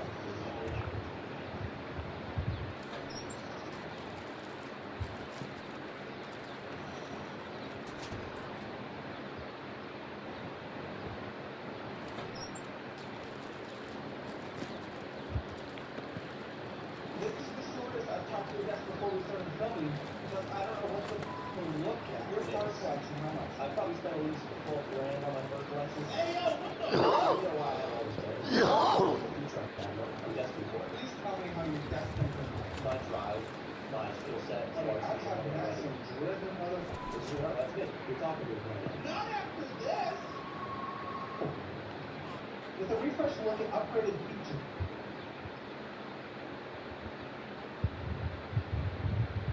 They said what happens in Vegas stays in Vegas.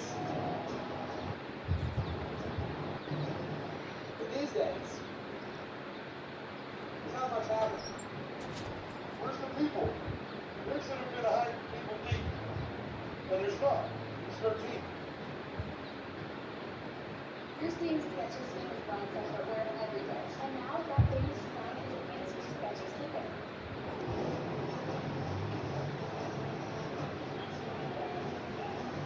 They're not here. They're not here. In 2025, Vegas saw its biggest drop in tourism in years, leading some to declare Vegas officially dead. There's a technical term for that. That is horseshit. That has been the media coverage.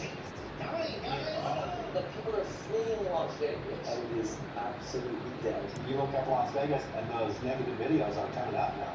Everything is flourishing. Everything is great. You can get a job anywhere. And then, So which is it? Is Vegas dead? Or is something else happening? The perception is definitely, that's not the cheap Vegas I used to visit. you feel like Las Vegas is still for people like you? No, I don't think so. Vegas is changing. It's going to be another evolution of Las Vegas. Despite what they say, what happens in Vegas doesn't always stay here. Vegas is a good kind of bellwether of economic trends. So if Vegas is in bad shape, it could be a warning that the economy we're building is a lot more fragile than it looks. Nobody loves Las Vegas more than me. But you can't celebrate with people that aren't here. Everybody's mad. It's catering to the rich. Can I say shit show? What's going on, Mark? Well, I love it, Jack. You like it right there. I wonder if it's under Vegas or not look good. Yeah, that's great. That's Mark. When he's not busy being Elvis, Oh yeah, Elvis. That's awesome. Thank you very much. he's running a 24-hour wedding business. How's business? Bad. I would go from 6 or 7 weddings a day to I'm hoping for 6 or 7 a week. Wow, alright. So we're not feeding anybody on the weddings anymore. And it's not just Elvis. In 2025, Vegas saw a 7.5% drop in visitors. The last time numbers fell that much, outside of the big weather, was right after the Great Recession. On the ground, that's meant fewer rides for Uber drivers like Mike. It used to be you could go out anytime to work for people come out of airport. Now you go in the middle of the afternoon, nothing. You sit there all day working for a ride. And fewer hours for chefs like Chris. There ain't a lot of folks where I'm at right now.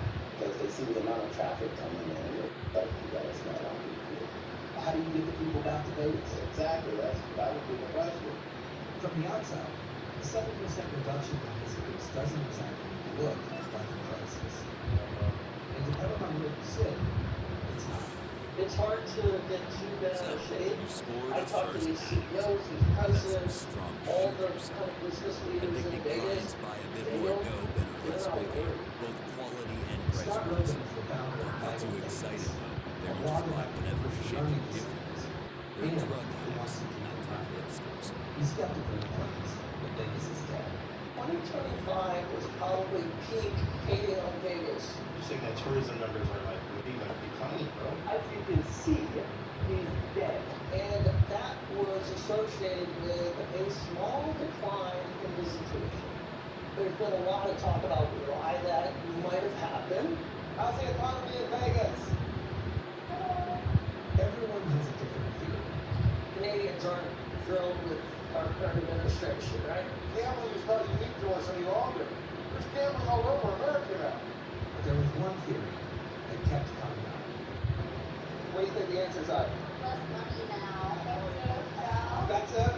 Vegas is really, really expensive right now. Is that your experience? That is my experience. And this bottle of water was $14, so. They got all these stupid fees up and down all these hotels. From the moment you show up, they hit you. Dessert fees, helping fees, service fees, pool fees. What other fees are there? There's so many. Your mini bars that are in your refrigerator. All you gotta do is open the door and it's $75. And then you're gonna buy a bottle of water, it's $10.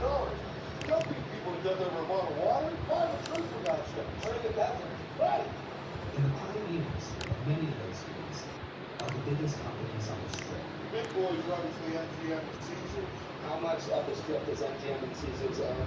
Yeah, I'm gonna say probably 60 or 70%. They're the big players. A lot of the things they do, others follow. And people freak out when I say this, but it's just smart business. They have shareholders. They have quarterly earnings reports.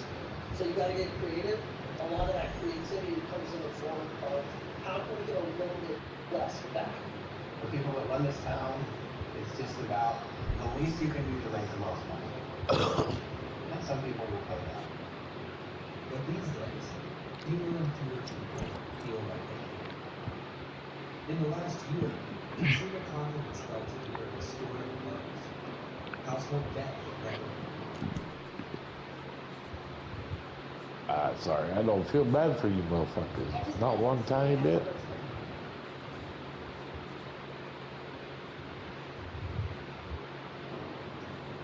Hey guys, welcome back. I think product, epidemic, is it new, is it old, what's going on, what is there to look out for? And now, on to the 2006.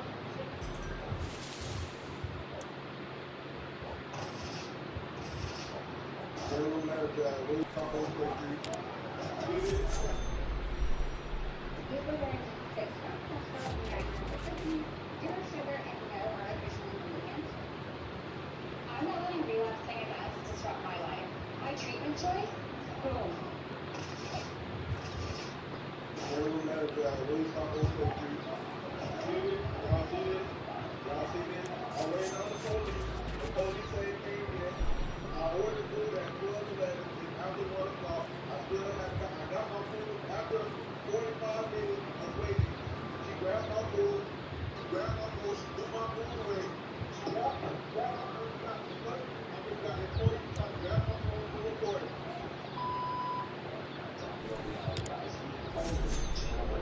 The previous week's creepiest, weirdest, spookiest, scariest, most unexplainable, most viral, most outlandish TikToks, conspiracy theories, and videos from off camera found on the internet and dark web. This week, I got creepy TikToks that'll keep you up all night. Please guys, hit that like button so this video is recommended to others. And if you're not subscribed, I don't know what y'all are doing. Alright? Smash that subscribe button. Turn your notifications on. Once again, we're all out there, guys. Let's jump right into it, y'all.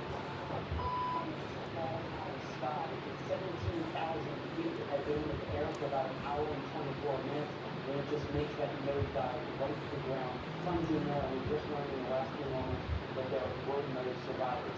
62 people on board, there were 58 passengers and 4 crew. This is a twin-engine turboprop plane, ATR, a French Italian joint venture company. It was 14 years old, and we were flying for a regional airline. It was heading to Sao Paulo earlier this afternoon. When it appears to stall, we don't know why or what happened in the moments leading up to this. We're working to find out those details.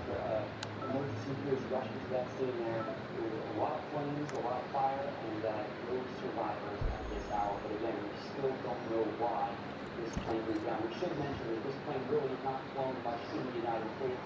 None of the major U.S. airlines fly this.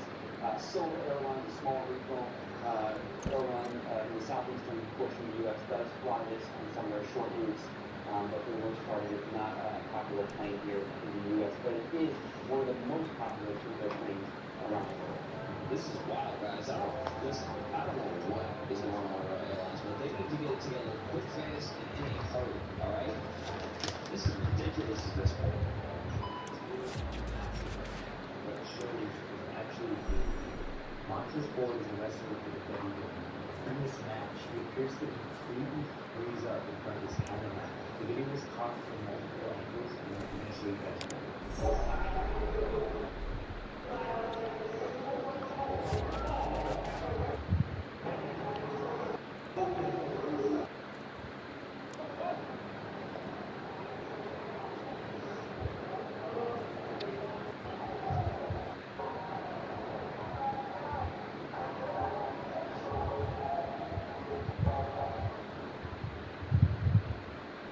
crazy, guys.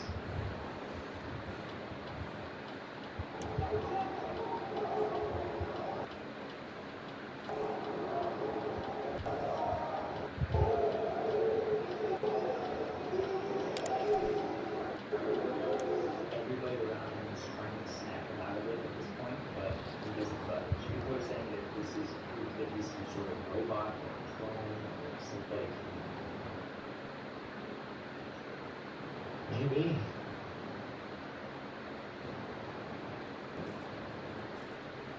Myself doing multiple videos on events like this, including the time everybody saw Shaq shooting food up on live TV. Although I love conspiracy theories, I don't know if this is something legitimately happening or if it's just celebrities keen on the fact that they'll go massively viral if they play this on me. You guys think? Oh, there's great pictures. Wow. You know what man brings up Jim? Tell me how your phone was like that. Sleeping in the pub after complaining about the conditions the athletes live in.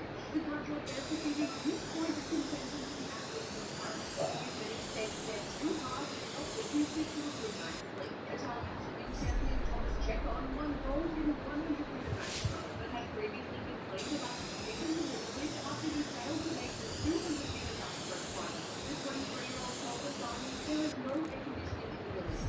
It's hot, the food is bad. Many athletes work in this winter. It's not an excuse, but reality is what perhaps not everybody knows. I'm disappointed that I didn't make the final, but I was too tired. It's hard to sleep both at night and in the afternoon. I really struggled to avoid early mornings. Yeah, my man said you can take your cardboard bed and stick it up here. Oh no. Oh man, what's it gonna do?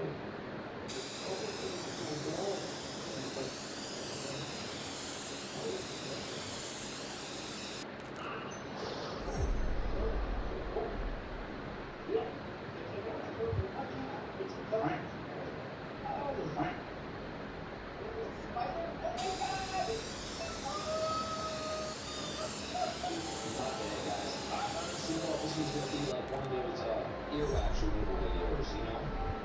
I had no idea that a black widow was going to come crawling up this lady's ear.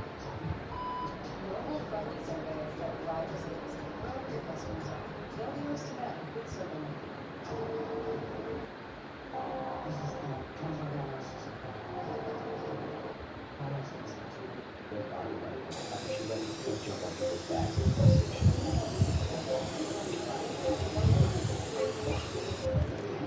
Many people were upset that she was just standing there and not stopping him from jumping on their backs.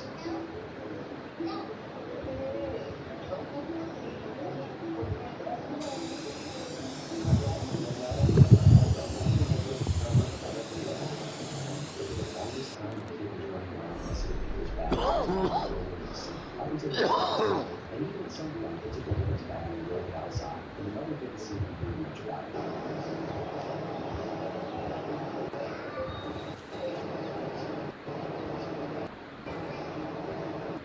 People were concerned because at some point he went where they were loading the bags into the bus and the employees had to call to the mother to take action. The people thought it was odd that the mother was more concerned being recorded than the kid running around the bus station feeling bored to death. Oh, this lady can go kick rocks in traffic, okay? I hate this woman, all right? I don't even know the difference. I mean her kind, all right? The people that let their kids just jump all over your luggage like it's a freaking jungle gym. And then she has the nerve to get upset when she's asked if she's being recorded. Get out of here.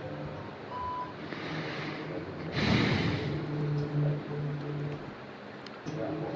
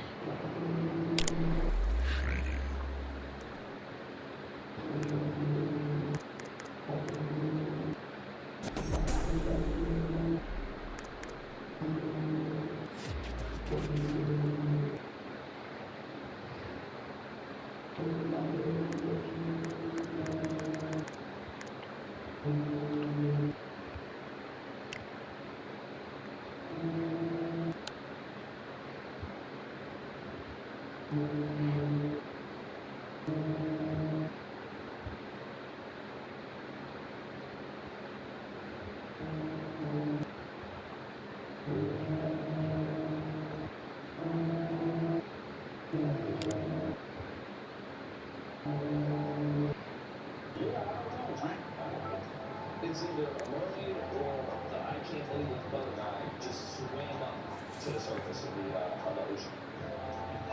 Really like a new company called Friend. Yes. See, it's a startup company. They're focused on this problem. And what it is Netflix. It's like iPhone. It's AI. It's called Friend because you can talk to it, you can interact with it, and you text it. Well, you'd be like, what do you think about this? You'd be like, I don't know how I feel about that. You can like change the settings to like empathetic, like gossipy, or bros, like that commercial. It's like a guy who loses like game, and basically he's like, hey, suck, basically. Like just like kind of like to play friendly and stuff. But it's like really, really strange because you get access to a camera, and so like yeah, it's like Subway Sandwich. That big inside jokes, and you're preparing for work, it's a law, it's a crazy thing. It's Earth just around the world, but it's super crazy. Tricky, okay? Why someone who needs something around them looking for tending to give them, I don't know, self-assurance, confidence, compliments, I don't know, what have you. Well, that's the next step in the Our world is getting Big Brother. That's what that is. each and every day to an actual episode of like Black Mirror. I don't know today. For the storms are, we just got our brand new cover yesterday.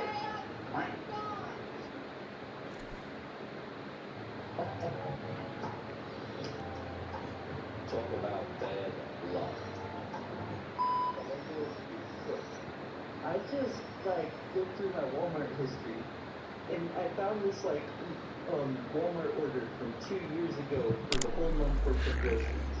45 items cost $126. A whole month of groceries just for me, basically.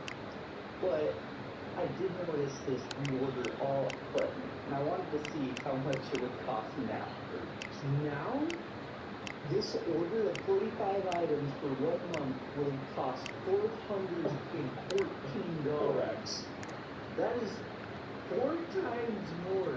If it's right, the average American watches this. If you're watching this, you say, yeah, he's right, I feel it. I totally feel it. And by the way, you ought to go test it yourself. If you have bought stuff on Walmart from 2 years ago, 3 years ago, 4 years ago, it's being tested by a lot of people. That's nothing, guys. Wait till a loaf of bread costs $25. Because that's coming. That's right down the pipe, guys.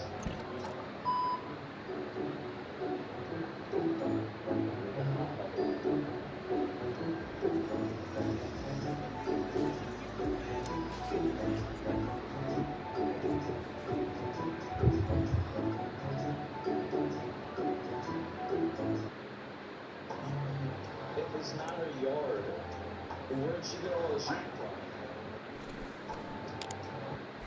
Classic.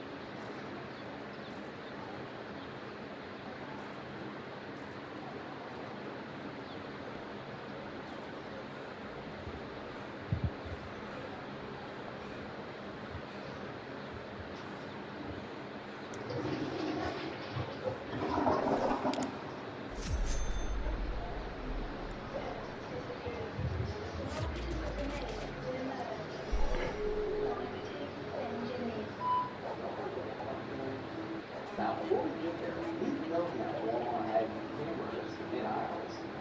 But now they're in every single aisle and stock miles per foot. They say it's for theft, but why they need them in every single aisle? Well, if you were the Walmart theory, you would know exactly why they have them in every single aisle. And why so many Walmarts can be closed. And by the way, it's not for theft to prevent it. You all see that video where it shows the phone is spying on the room and detecting every item in the room as it's being moved around by the AI software in the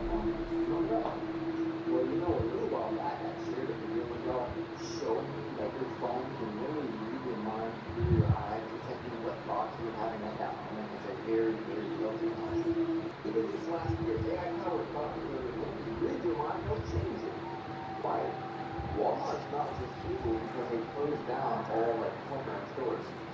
The Walmart theory actually runs really deep, and Walmart is very known to be the place where you will most likely see a UFO out of all places, like fucking why countries. Anyways, I'm not gonna tell you more because that's what the Walmart theory is. But here's a bigger theory regarding Walmart with all the information I got. If you notice the sirens here, they came out of fucking metal. But look into it. Look into what all these things Walmart's actually doing. It's pretty crazy. I won't tell you what, but look into it. I'm sorry, guys. I don't know what he's talking about when he says the Walmart theory. If you do, you all know what to do. Put it in the comments, guys. Let me know what he's talking about. The Walmart theory.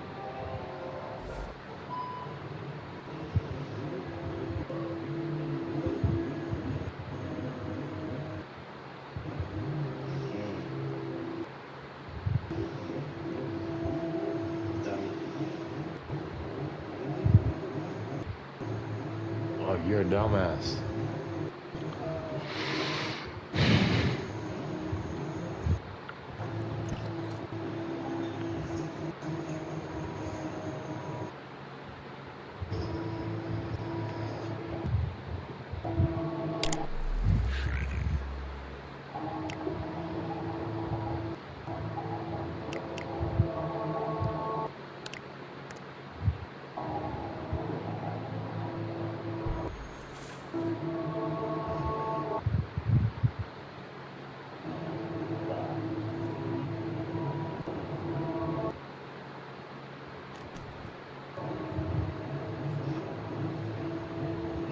I don't even think my man knows how lucky he just was. He must have had an angel over him this day.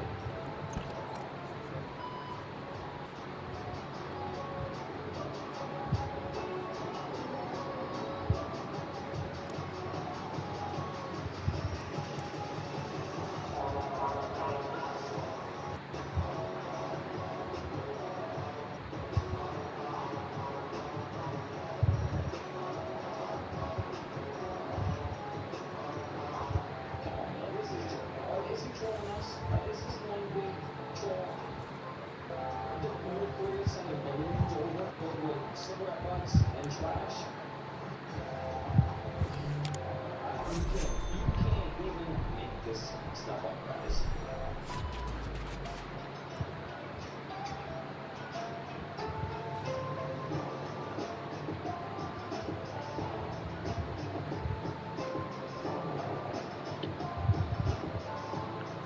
Let me tell you all, right? I have been a surfer my entire life, and I've lived at the beach, and I have visited many different beaches, and I have never, ever, ever, ever seen a quote-unquote beach woman before. That sucker is ugly.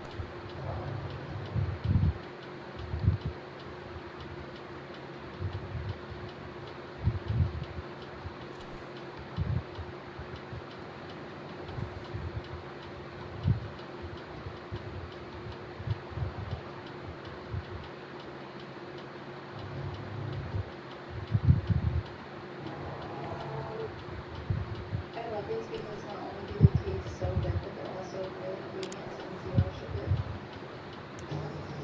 Madam President, I made a decision. I have. It's time to. I don't know. It looks like it hit something wrong, right? I mean, I know where he's going with this. He wants you to believe that, the rocket hit the firmament and exploded. And granted, maybe it did. But then again, maybe it didn't. Maybe it was just a faulty rocket, like a dud, and it just exploded. Everything you got, true home or it was fire hole, just like that to go on the second thing you do, good for a long time. No, see, you got it. There we go. There's the iron. You take the iron and you iron just one corner of the bed. Now the reason for this is to see whether there's bed bugs on your mattress because the heat will draw the bed bugs out. And bed bugs live on the corner of the mattress. And this is what you have to do every single time you check into a new hotel. Because there's thousands of people that sleep in these mattresses. And look at this, this is a brand new mattress. And look, there's marks on it. There we go. That should be enough now. Let's see whether we have any bed bugs. Let's see. Oh, look! Oh my gosh! Look at that! No! And like what happens? Like, even if you do lift up the mattress and see all those bed bugs, are you really going to go down to the concierge and ask for, like, what, a new room? You don't think that this new room is going to be spot on identical to the one with bed bugs? You got another thing coming to you. You got to leave that hotel and try another one, my friend. Breaking news. The government in Bangladesh has just been overthrown. Crazy guys. So protesters have destroyed the Prime Minister's official residence and they started filming themselves looting the palace and eating her food in the kitchen. She has now resigned, and I'll get to why that's so massive in a second, and she's fled the country to India because the protests, which you remember I covered weeks ago, they kept on getting worse, they become even more deadly, and they refused to revolt. So, very good, let's note this is so incredibly massive because she has been the Prime Minister for Bangladesh for over 15 years. So if someone even a month ago said, she would step down to young protesters, young students demanding her resignation, a month ago, that would have been unthinkable. But today, it happened. It says what started on the movement became a mass uprising, and there's even reports that the ministry was the one that put the pressure on her to step down. In an address to the nation, the army chief general announced that an interim government will now run Bangladesh and it will become absolutely wild times we're living in right now. And that's not even mentioning all of this stuff simultaneously happening in so many other countries. And it's not just India, all right? There's chaos all over the world right now, okay? We all heard of war. The UK is having riots right now. Inflation is running rampant all over the world. I mean, it's not good anywhere, guys.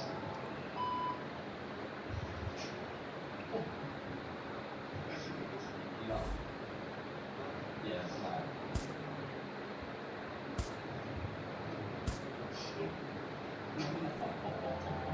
He said, is that George Lucas?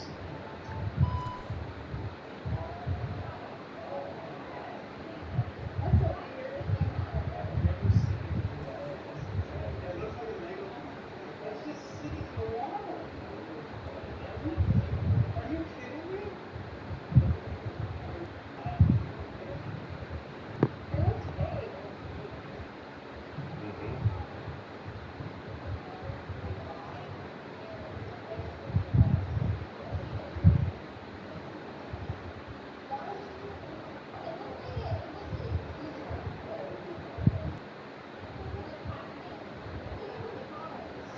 Someone said it looks digital.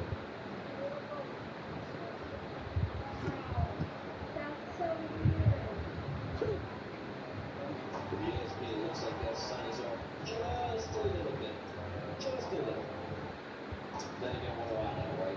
I'm just a YouTuber talking to a camera, y'all. 7 trade strikers saw tracks completely upside down in the Levy Petty Cave. It all began when he decided to explore parts of the cave no one had ever been to before. Inside the birth canal was one of the tightest stretches is the path John Jones decided to take. As John entered this part of the cave, he noticed it was really tight, but he read about this part of the cave and knew if he could get through it, he would be safe. Little did John know. He entered the wrong part of the cave that nobody had ever been to before because of how tight the section was. His strength was so tight that John found himself completely stuck in the cave. He was stuck on all sides. It was impossible for him to move. Just as John began clawing not come further, as he was completely trapped. Despite this, his brother wanted to help him, but he could not even budge John an inch out of the tight squeeze. His brother called the rescue team, and after a 27-hour rescue attempt, he eventually passed away in the same position he was stuck in, and he was trapped inside the cave forever.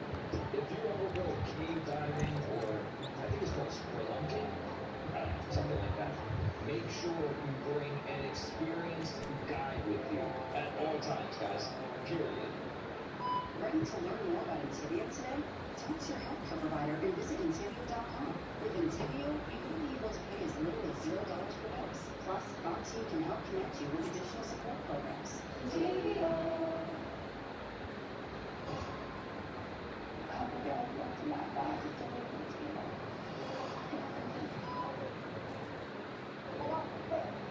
Nice sound.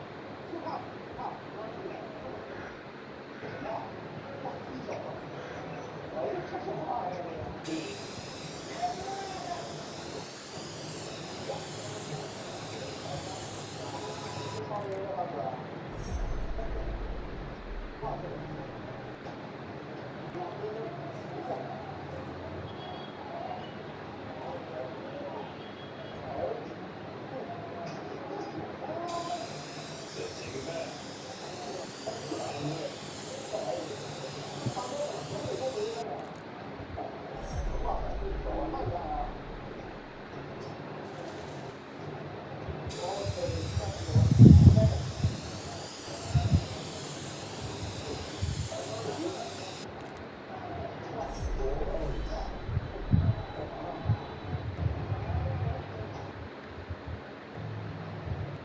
Let me give everybody out there a very solid three-piece advice, all right? If you ever travel in the world and you come across a street vendor, a food truck, or, a food vendor, any of the sort, what have you, and they're selling things for 5 cents, 10 cents, 3 cents, keep it pushing, y'all. Just keep it moving, all right? Walk past them, wave, nod your head, no thank you, all right? You're welcome. Is being used by criminals, and it's truly terrifying. When this teenager girl was walking along the street, she was approached by a seemingly normal man asking for direction as she tried to give him direction. He kept asking questions and shoving the book only inches from her face. The girl grew uneasy, sensing something was off. He finally lets her continue on her walk, but as she does, she begins holding her head as if she is not feeling well all of a sudden. That's when a woman begins approaching her and begins walking her the other way towards her accomplice. But not before another woman having the same situation unfold walks towards them and argues to let the girl go. She ultimately did manage to get them to let her go under her care. It seems Brooke has been covered in anesthetic drug that causes the inhaler to immediately feel dizzy and weak, hence the perpetrator using a mask. Talk about a miracle or a guardian angel, okay? Because if this person wasn't there to steer her around, I might never have come back in.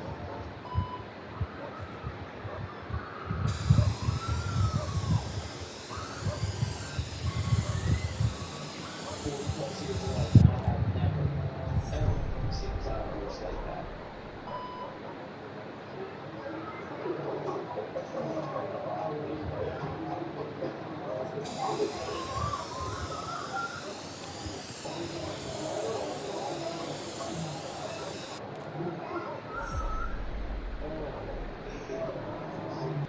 What a shame.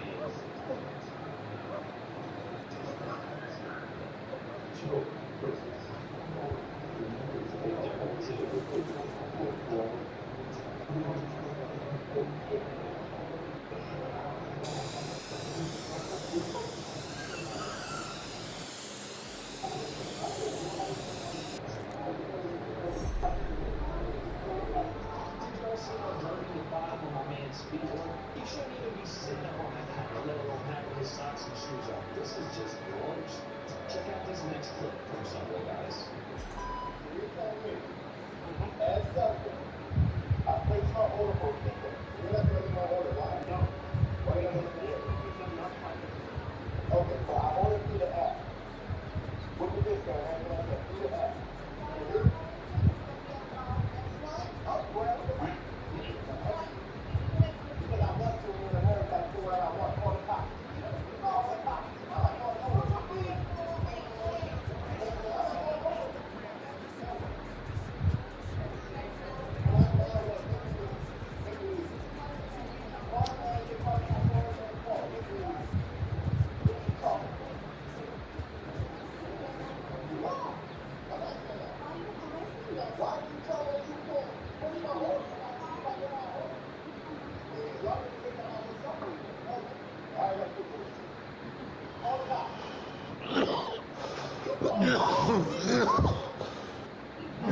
Yeah,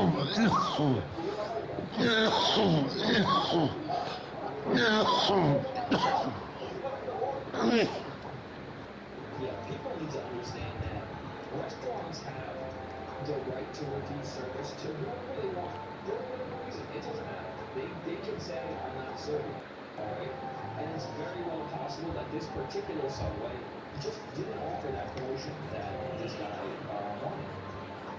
Listen, they said they credited his money back. It was already back in his account. At this point, he's just harassing them. You know what I mean? Like he says, well, who are the cops gonna do? You know, like just take your L and leave, bro.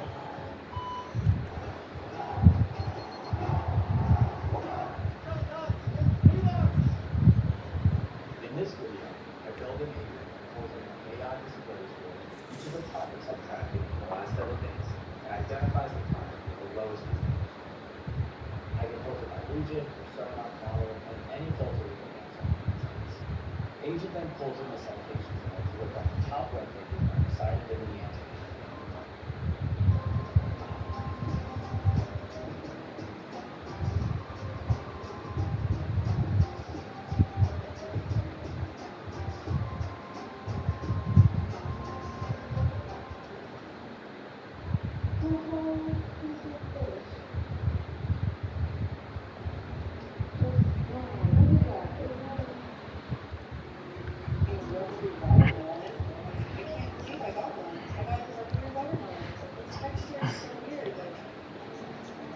You gotta bend it so far before it will break.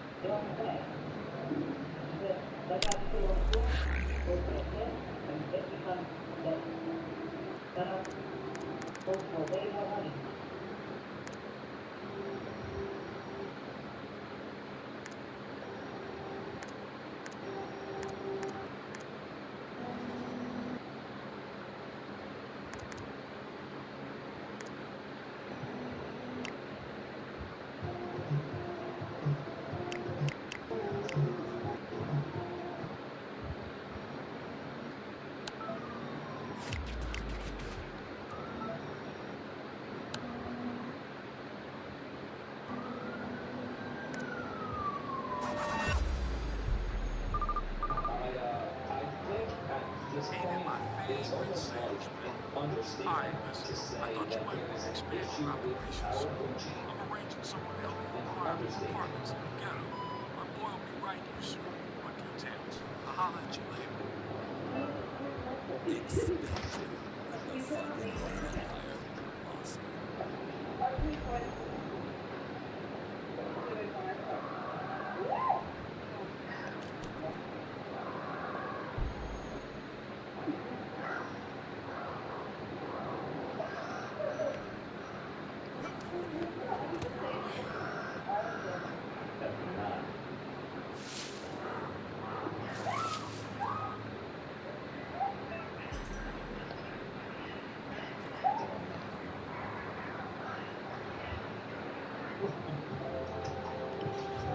Listen, the undeniable #1 golden rule when going to the beach: Never take food. do not feed the birds, guys. Ever, ever, ever.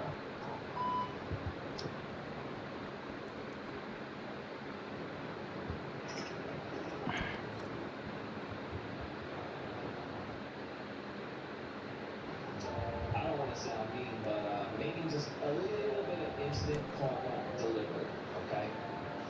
Listen, y'all, if you made it this far in the video, huge thank you. You are freaking rock stars. Leave us a comment, let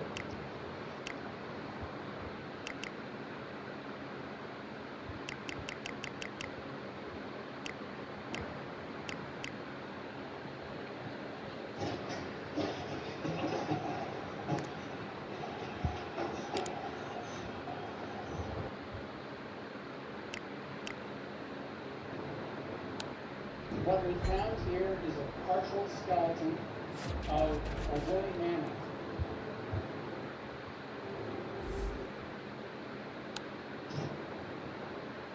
Could mysterious sounds rising beneath the drying Euphrates River be connected to ancient prophecy written thousands of years ago? A recently circuit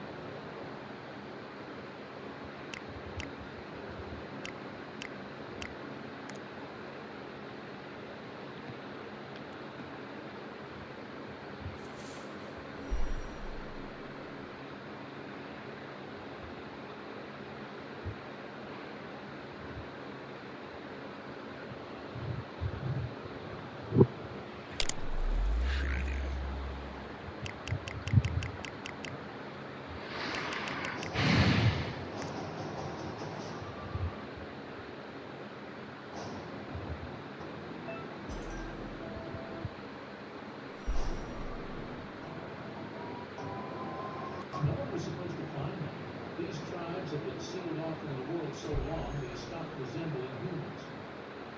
Plant-based foods with 12 grams of weekly protein that tastes like Korean fan are edible and enormous in our lives.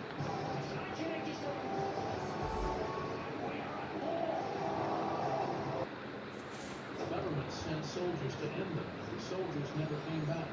Some of these tribes guard mysterious creatures that make witnesses lose their minds on the spot.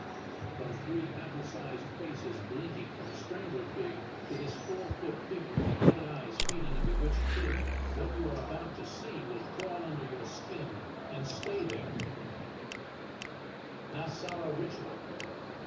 Step into the wrong place at the wrong time on a remote island in Vanuatu, and you are not getting a warning.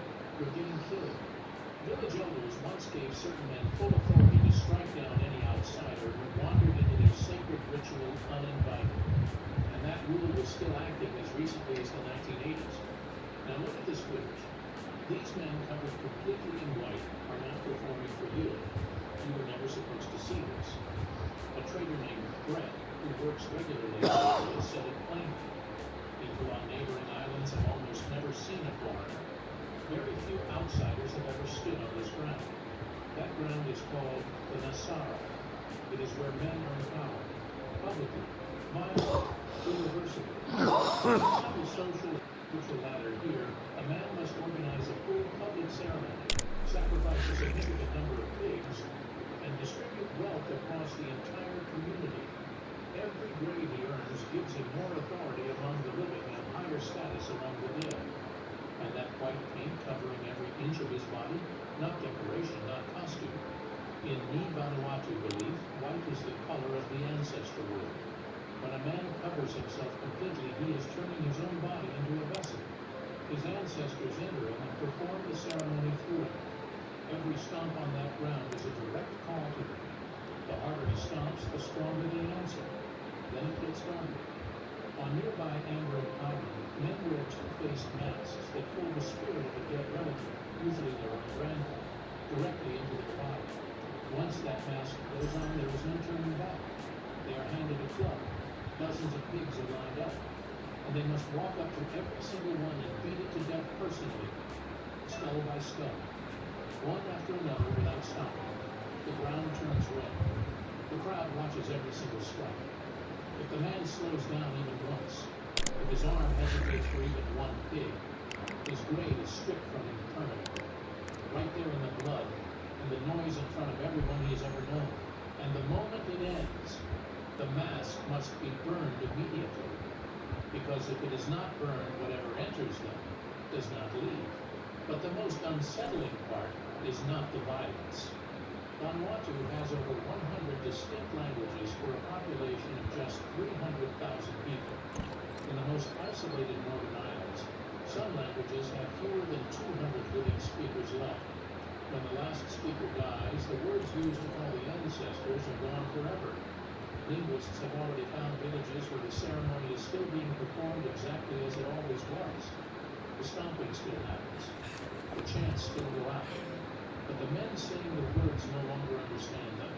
They are calling their ancestors into their own bodies without knowing whose names they are saying. Anyway, now.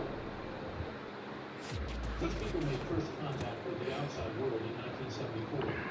Then by 1976, entire villages were gone. Not free from measles, diseases so ordinary to us we forget they exist. But the Anaweni Nawe of Mato Grosso, Brazil had zero immunity to any of them.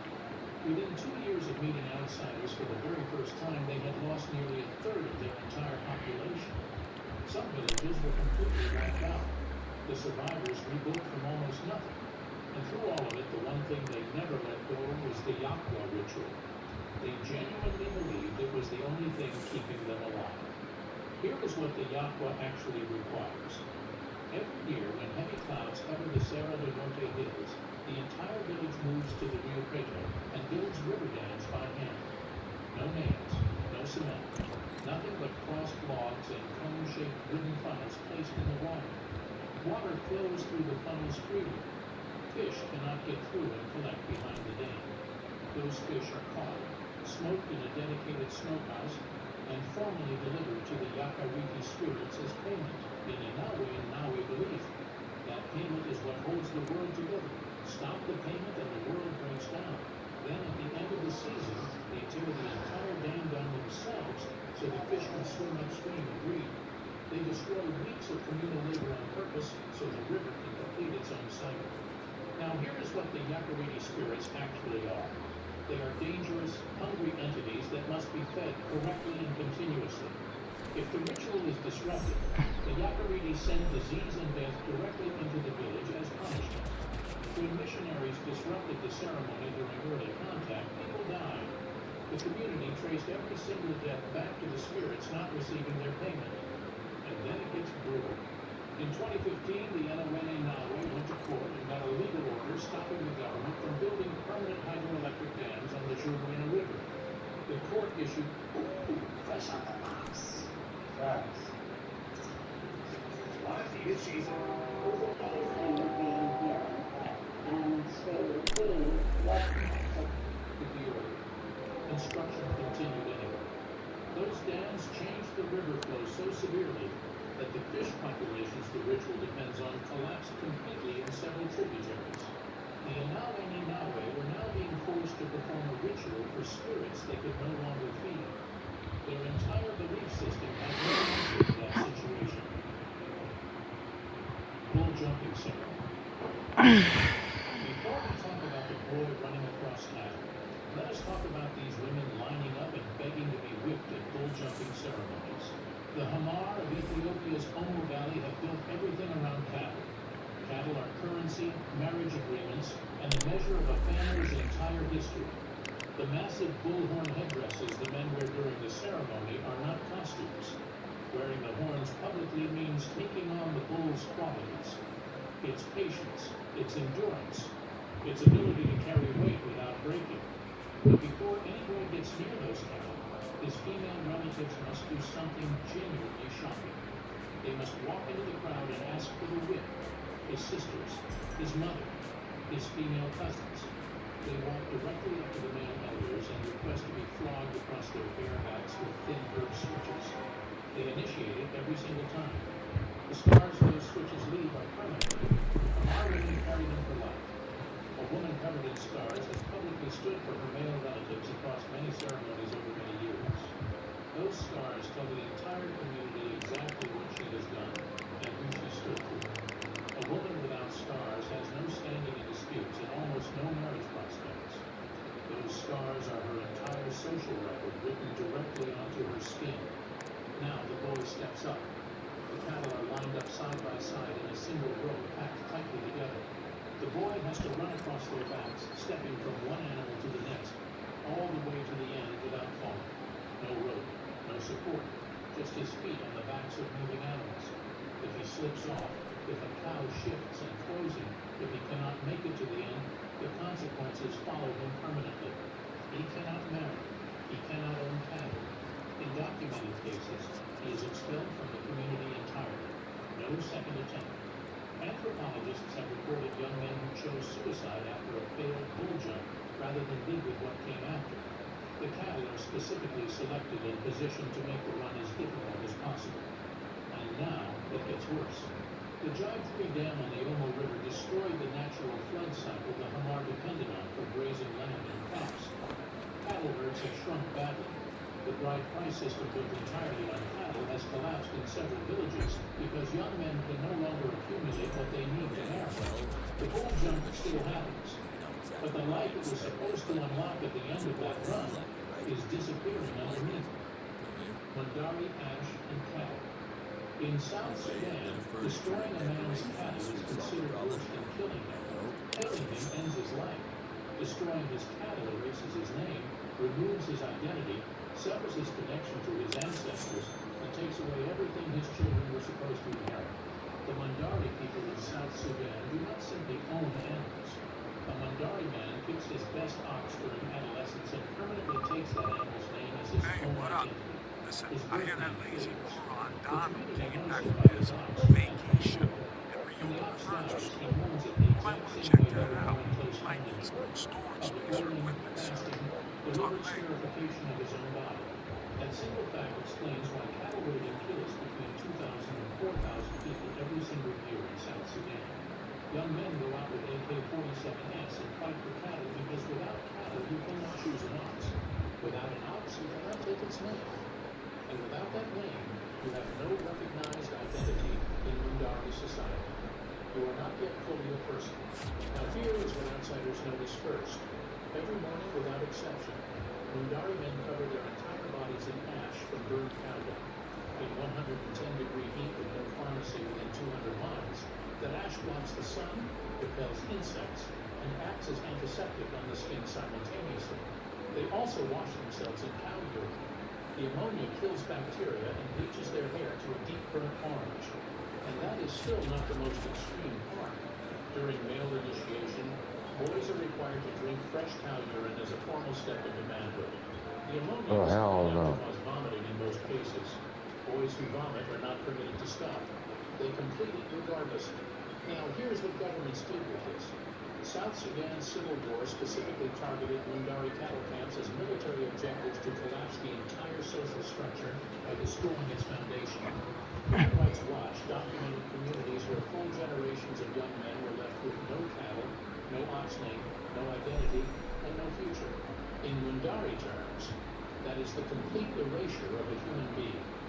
The Baka. The Baka people of the Congo Basin are currently being beaten, tortured, and in at least one Baka group exploited by armed rangers. And the party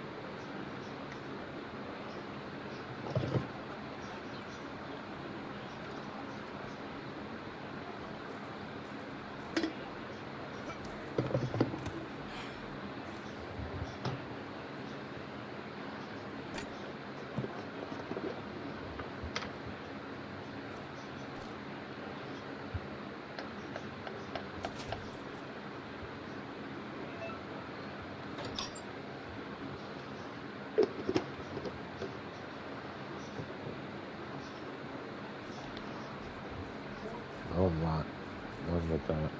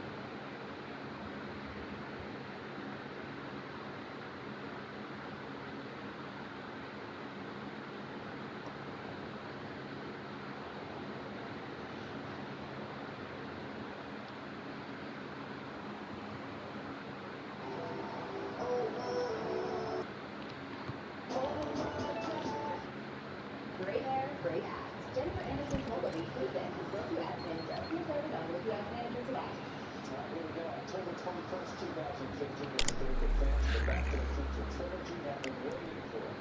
This is the day. Part 2. Remember that Marty McFly and Doc Brown traveled 30 years into For decades, audiences believed they knew the story behind Back to the Future, a fun time travel adventure built around comedy, friendship, and a flying car. But buried inside old production notes, rejected scripts, and forgotten interviews was a version of the film that looked nothing like the one audiences remembered. A version involving darker timelines, disturbing family implications, a nuclear explosion, and scenes so uncomfortable that studio executives reportedly demanded major reruns before filming could continue. So what exactly was erased from the original version of Back to the Future? And why did the studio want it erased? This is the story of the movie that almost made it to our screens.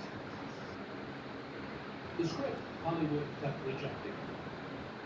Screenwriter Bob Gale was going through his father's old high school yearbooks one afternoon when a thought crossed his mind. What if you could travel back in time and meet your parents as teenagers? Would you even like them? Would they like you? It was a small, hard idea. But when Gale shared it with his writing partner, Robert Zemeckis, something sparked between them, and they began building a script around it. The problem was that nobody in Hollywood wanted it.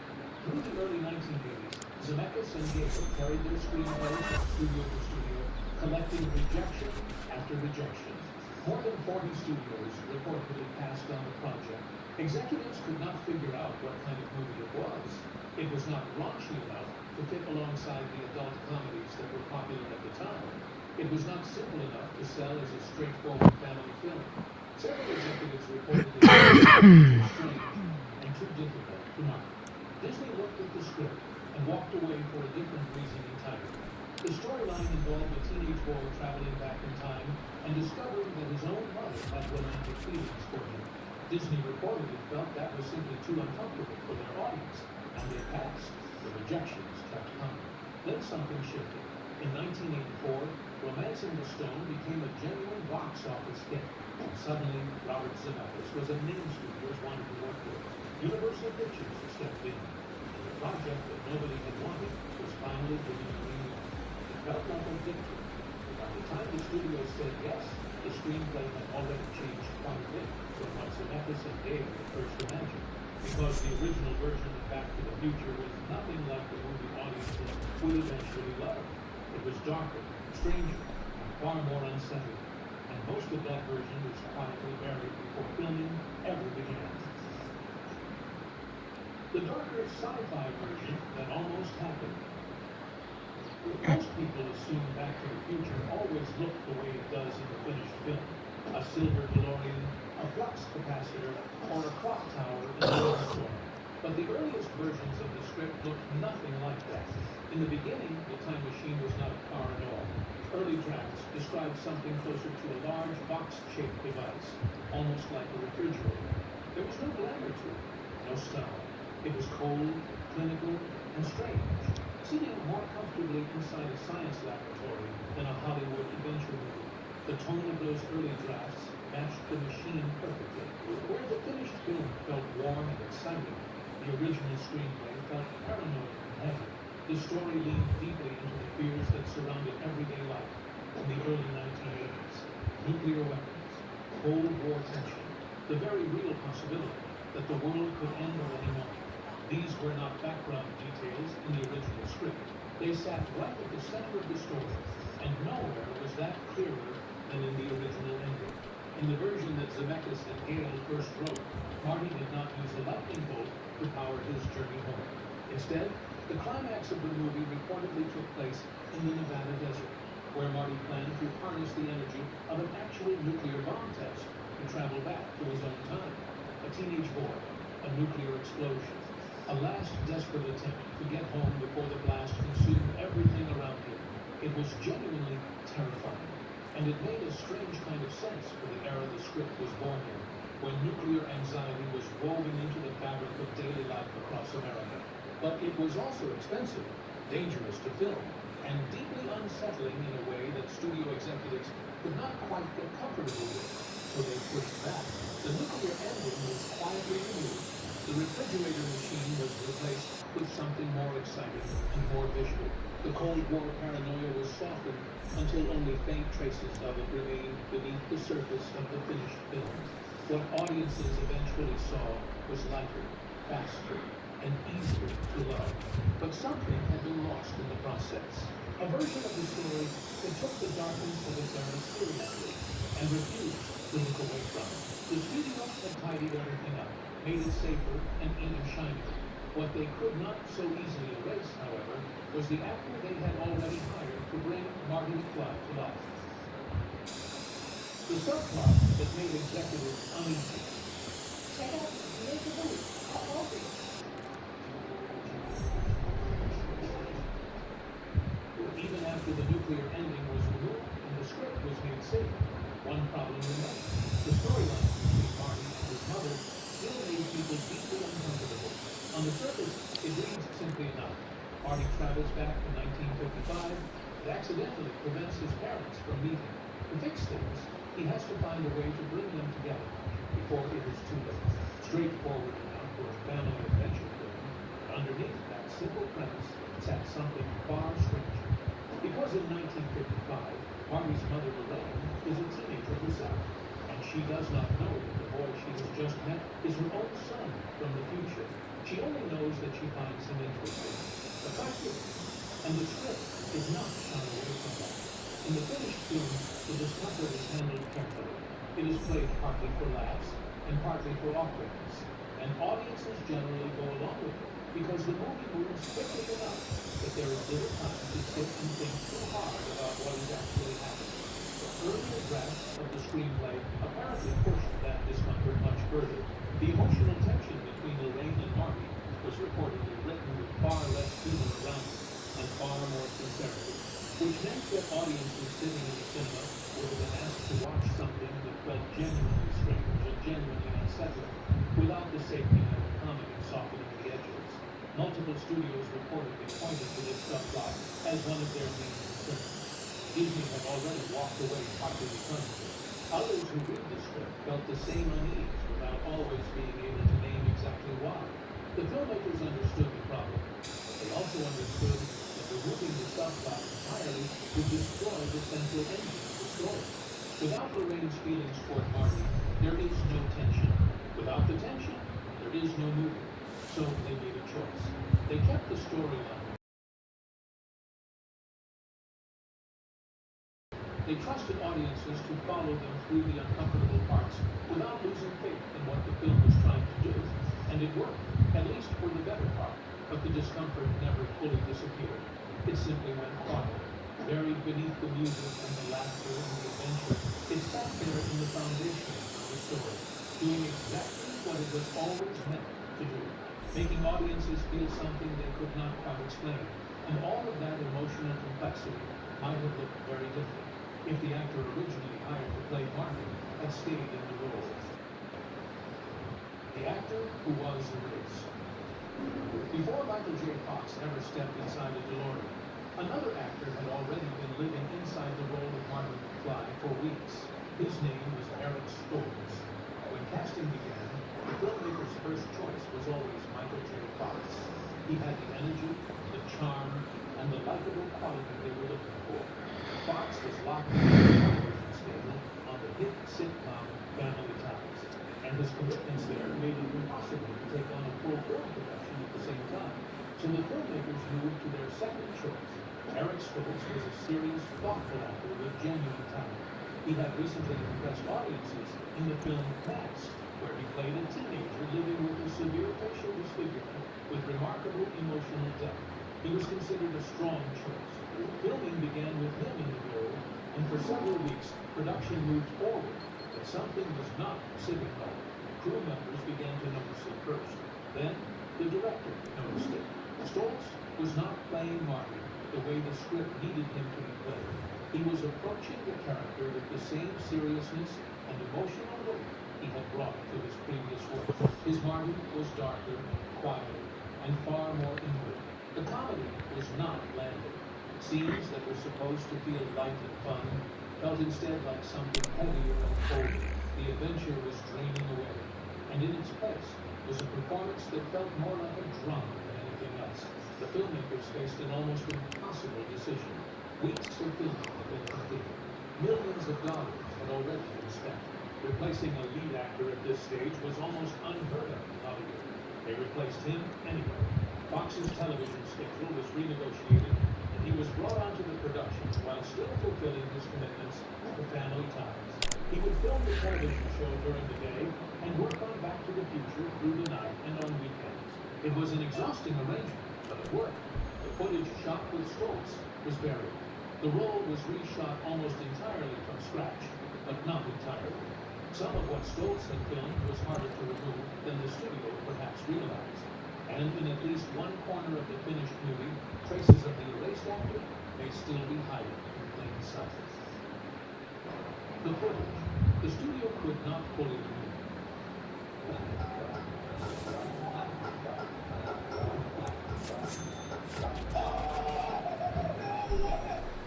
When Eric Stoltz was replaced, the plan was straightforward. Reshoot everything.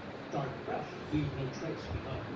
But film production is messy, expensive, and complicated, and erasing someone completely from a movie is harder than it sounds. Fragments of Stoltz's footage survive.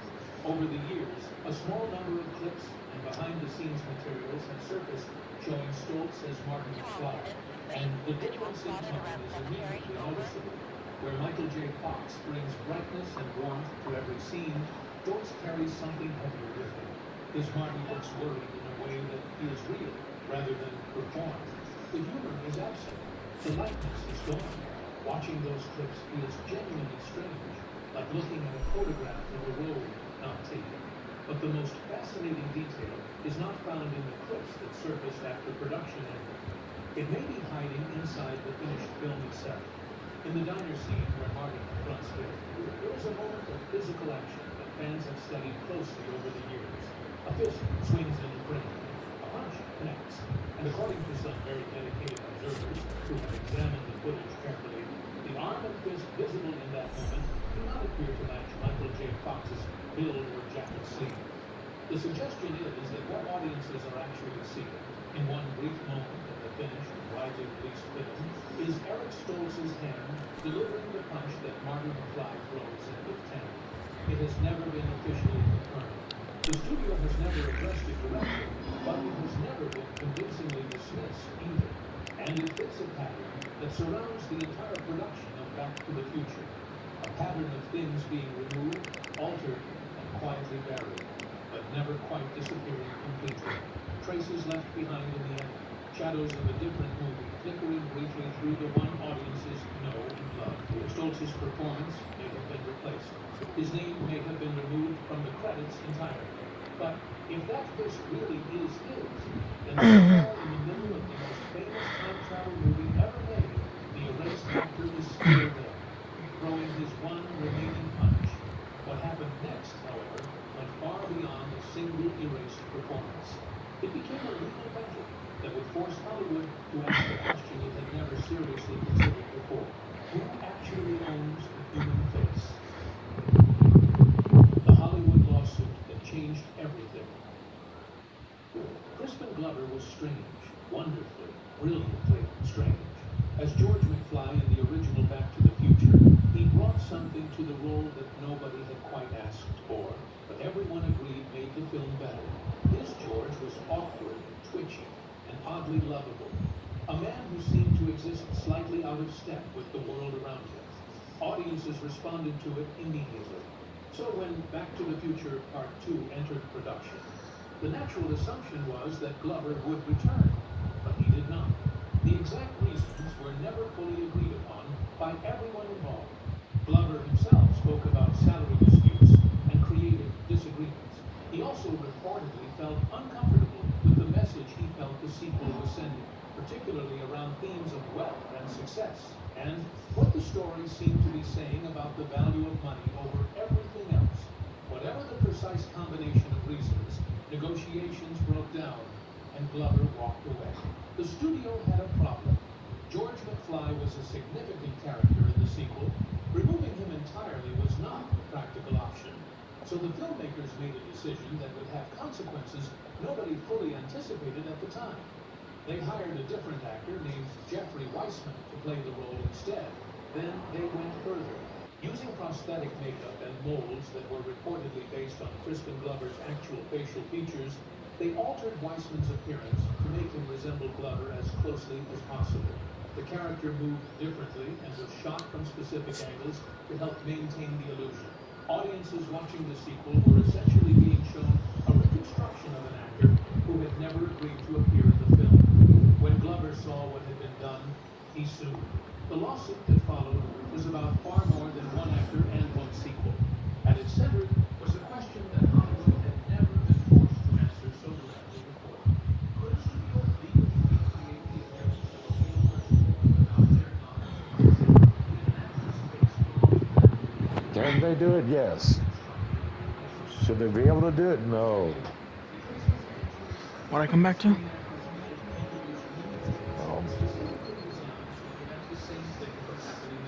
A bunch of bull. About the actor that played in Back to the Future.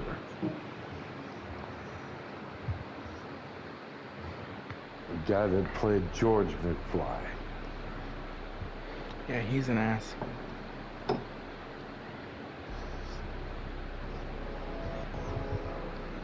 Okay. He is. Well, I don't know that. I don't know. Never met the man. Never really looked into it. Never really heard anything about him other than him playing George McFly.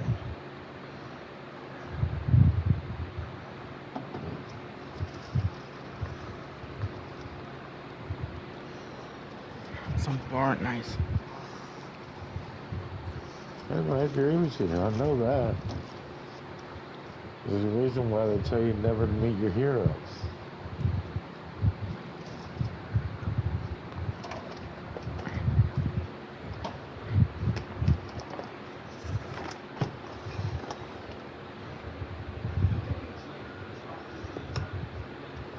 But in the sequel,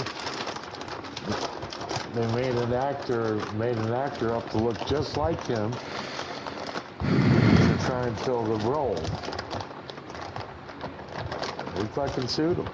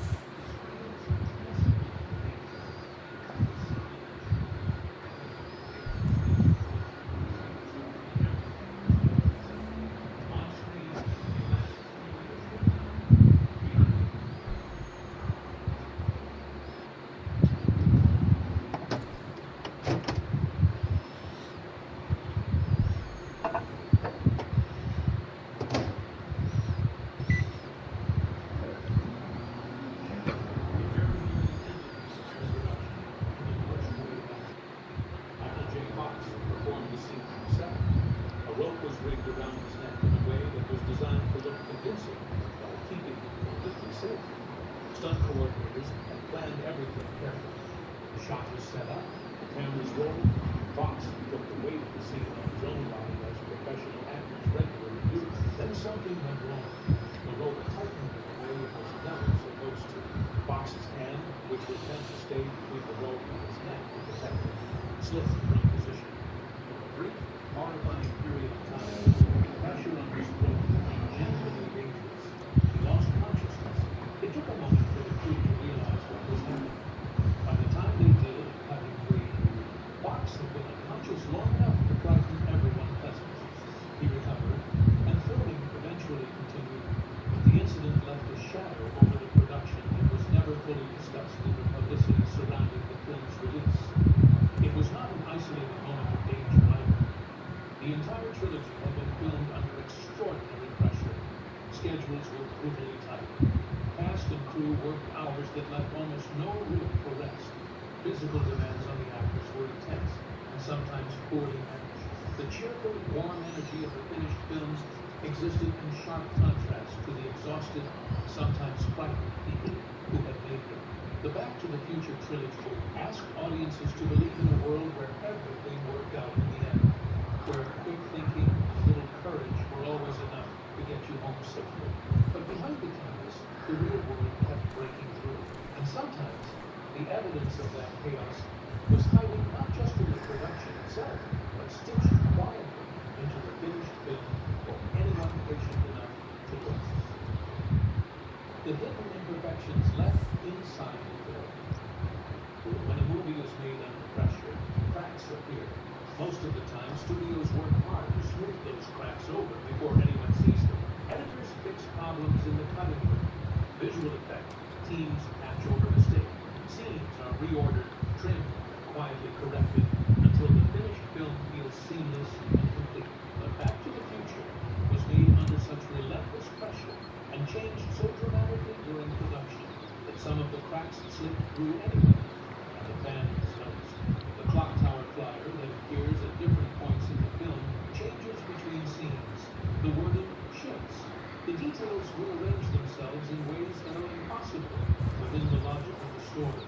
It is a small thing, easy to miss on a first viewing, but once seen, it is impossible to unsee. The video camera that Marty uses in 1955 appears to record footage from an angle that his physical position makes completely impossible. The camera would have needed to be somewhere that Marty simply was not standing. The shot exists because it looked good. The logic of how it got there was never resolved. Background extras repeat across scenes that are supposed to take place in entirely different locations and sometimes twice. The same faces reappear in places they could not logically be visible to anyone who knows where to look. Historical details inside the 1955 sequences contain small errors, moments where the production design captured the feeling of the era without quite capturing the facts of it. The glowing plutonium that powers the flux capacitor behaves in ways that shift and change depending on what the scene requires, with no consistent logic governing how much is needed or what it actually does. None of these things damage the film. If anything, dedicated fans have spent decades treating them almost like a treasure hunt, cataloging each imperfection and debating what it means and how it happened. But taken together, they tell a story of their own. They are the fingerprints of a production that was reinventing itself as it went. A movie that replaced its lead actor, abandoned its original ending, softened its screenplay under studio pressure, and somehow still managed to reach cinemas and become one of the most beloved films ever made.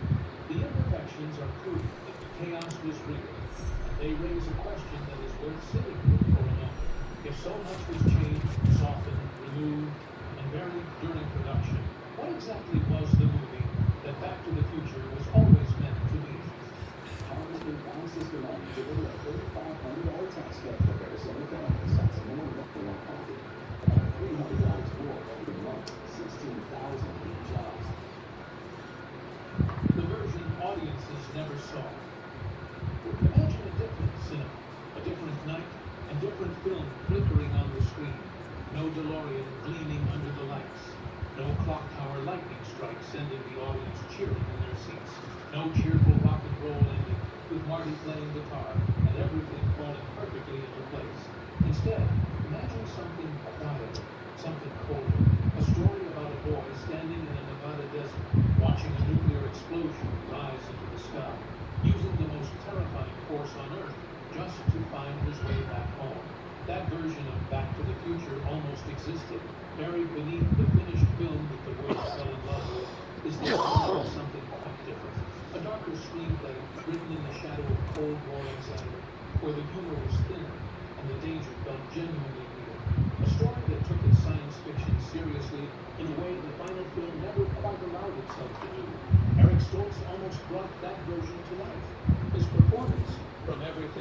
survived and everything that crew members described at the time matched the tone of those early drafts far more closely than Michael J. Fox's eventual portrait. Stories played by someone coming to confront genuine loss, carrying on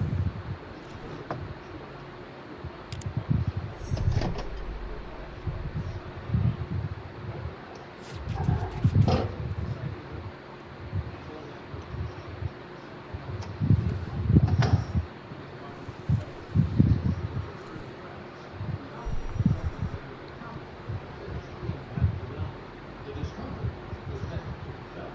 Audiences were supposed to sit with it rather than laugh their way past it.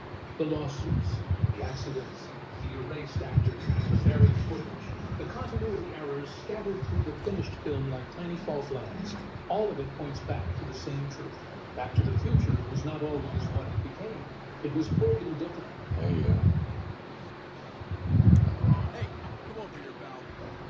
Hey guys, to celebrate 30 years of Pokemon, we are starting a new chase series. We are going to play the high-risk Pokemon Mystery Call Machine 30 times. We are going to play this machine until we get one of the chase prizes on the back wall. There are box sets, tin sets, and even some extremely valuable graded cards. So here's how this claw machine works. We must first use the claw to pick up some balls. If we are lucky enough to get a ball to drop into one of the 5 winning spots, then we win 1 silver mystery bag. Inside the silver mystery bag, there can be graded cards, booster packs, and even box sets. But we want to pull a prize that says Black Oripa bag. If we get that prize, then we get to select one of the higher value black mystery bags. Inside those bags, we can potentially win one of these super high value graded cards. Our card is loaded and we are ready. Let's start this chase for a chase. So let's go ahead and get this started, guys. This is going to be play number 1. There it is. Yeah, it's going to keep track of everything much easier than if we were trying to keep track of it ourselves. Play number 1, we're going to win on the first play. Let's get things started right now. I like it. Oh my gosh, all the balls. Okay. 1 ball, 2 balls. Oh, that went like this swirly right down. Oh, she just went to the end. Play number 2, going down. You know, I think it'd be really cool if we got the kind of fade spots. One thing we could do as well as get a reset every play if we want. Oh, we didn't get it. Let's see, you see how she's getting like a little indentation there? Oh, I guess she doesn't want to get it. Oh, number 3. Okay. Let me see from this angle. Yeah, so she's going for more of this side right here. Hiya. 5, 6, something like that. Oh my goodness. We actually we're not having yeah, so they'll end up doing is they'll push the oh, it's not my turn, so it's still your turn. We're gonna end up pushing the ball right here so it's easier to run. As you can see, it's gonna reflect. Oh my gosh, you're wearing things like it. There it is. Oh, just check myself. I don't have too much fun watching you. But yeah, they're pushing. Alright, so in the third play, what you guys tell us, how many times do you think we're gonna win? Crystal, how many times do you think?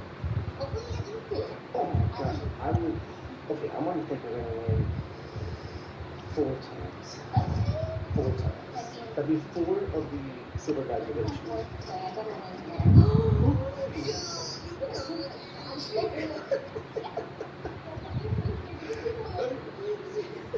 Alright, so she got it, so now she's gonna get to pick one of the silver ones over here. Pick the lucky one. It could be Burger Shoes in there, it could be what is it, Patent Fates, it could be that could be the black bag, and I don't know what else could be in there. Maybe I guess something in the back. What is it? She's confused. It says Blood Moon or something like that. It's under, it says. It says under. Yeah, it's under the machine. I was like, wait, what? I didn't know there was more stuff down there. Let's go, first one. So here it is, the Blood Moon or Selena EX box. Didn't even know that these were options back there. So this has a Surgeon Sparks, 2 Surgeon Sparks. I can't tell, maybe Journey together. I actually can't see what's in the back up there. But that is the first of hopefully many prizes. Alright, guys, it is Crystal's. Hold on a second. 5th play here. So if we win one every 4, that's 7 times. Maybe. I'm not going to get ahead of myself. last time we won. Female. Chris always gets so excited when she sees a girl. I tell her we'll swirl it. Sexy. You're gonna eat 1/5 of the weight on.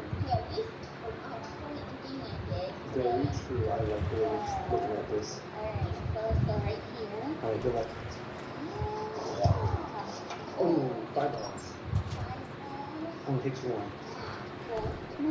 Oh, it was so close. It was really did we see? Yes, it is number 7. Oh, she's gonna let me go, guys. Not that it's my turn, but she's gonna let me go. No, let's see how this. Yeah, I would have definitely got the fuck up though. You're too excited. Oh, 4 balls. It's right there. Oh, so close. Alright, Angel, put the 8th plate in. Oh, yeah, sorry. Okay. But if it holds up, I should run this one. We'll do 1 out of 4. Yeah. Room for that. I thought something. Whoa. Oh, they went all over the place. They scattered like bugs. Alright, gotta go again. Oh, you gotta show it like that because you Very have to take it. I'll show you guys next. Oh, that's not very nice. Oh.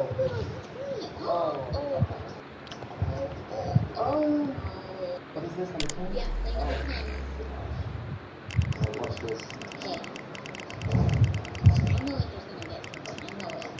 I hope. It's gonna be this play though. Oh my gosh. Oh my goodness. Stop right there. No! Oh, I'm definitely getting close off. So this next play is going to be a free play because this is gonna stay right here. Yeah, the side was free because I can call. Right. But am I going like here? Hopefully it does. Or maybe that's the sabotage. I don't know. Alright. Nice. Oh my please push it in. Oh my god, no! That white ball is right there! Okay, well, this is me putting one on. Okay. What number we at? 11. Oh, Oh. 11 please. We're gonna get something good. Anything. It doesn't. Oh gosh, that's a huge. Oh no! I'm actually here. So we are on play number 12. Crazy. Oh. Still in. Oh my goodness. This is not working out too well for Angel. Okay. Well, here, I'm lucky number 13. Oh. Maybe I'll be lucky for you. I'm very hopeful that it is. Okay. Oh no! Oh gosh. No! Alright, Chris. 14th play. Almost halfway there. Oh, much more balls than I got. Oh, it takes 1. No! No! It went over here, then all over here. Still missed it. Oh, you're gonna get this stuff in here. Wow, look at this. Chris actually gets to re-fucking herself. Wait, make sure you put that blue ball over there too. Because more balls is better, remember? 15 halfway there.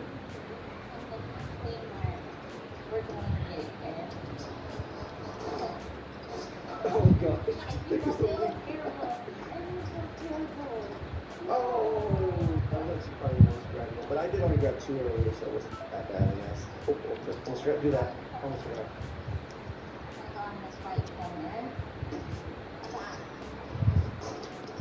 Oh, no.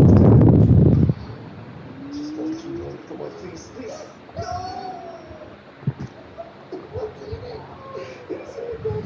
Alright, spin yourself again. This is number 17. No, we're going to overlap. First in the box. We get to the break. Because this thing is not working out. Yeah, that's what it is.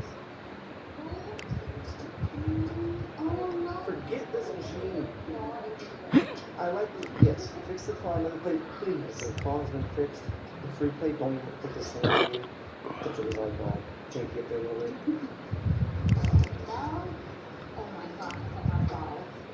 Oh. It's so hard. Okay, so we're going to open the bang, so we're going to do that box here. Hopefully there is a booty chew inside this thing. That's what it is when it press open. I don't know if it is in the backpack yet. Oh, I think I kicked this by accident. I think I did. Oh gosh, I put it in my pocket. I think I kicked it by accident. I think we're on 17. I don't even know now. Alright, so we got the promos there. Yeah, we're gonna open the whole box with us. Oh, it's actually Stellar in here.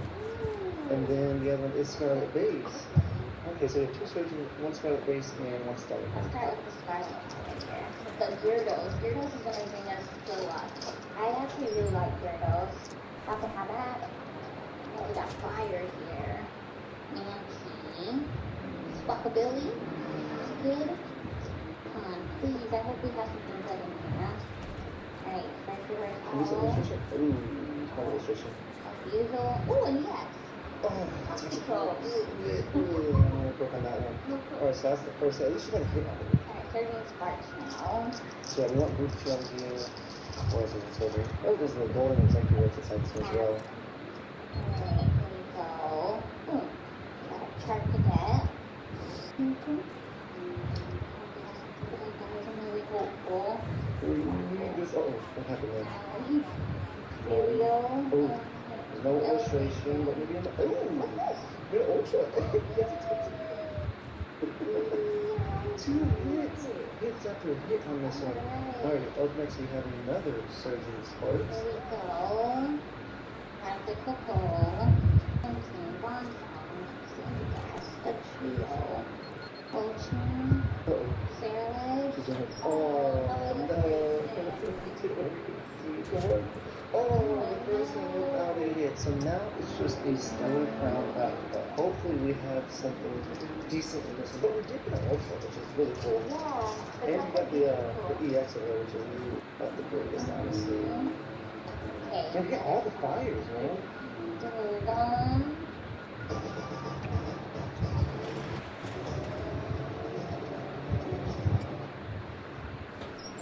Some custom fingers. Papaya berry. Oh, which one is it? Which one is it? Oh, this was the lucky hit. And then there's heck yes. I like the colors on this card. I don't know if this is one of the chase cards in the back that they have here. I doubt that it is because it's like an older set. But guys, she's got a special illustration. Okay, so we have to come back here and see if this is actually on the chase wall. So this side of here is like one piece coming in. There are some Pokemon. Wait a second, Stellar. It's right there. They actually do have it. So they actually do have this trap that goes back there, but it's actually the Japanese version, so it's for Stellar Miracle. This one's Stellar Crown, so it doesn't count as a chase, unfortunately. But Crystal's back up, and hopefully she's going to land something now that she pulled the special here.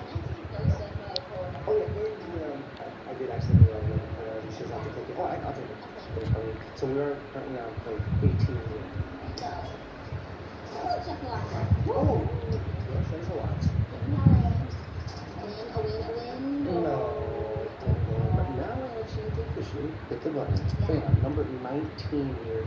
Please hit me. Oh heck, you only won one time. And it's not even on 19, because it gives you 2 free plays because they messed up this time. They messed up. Oh, maybe this is the way. This is the way to do.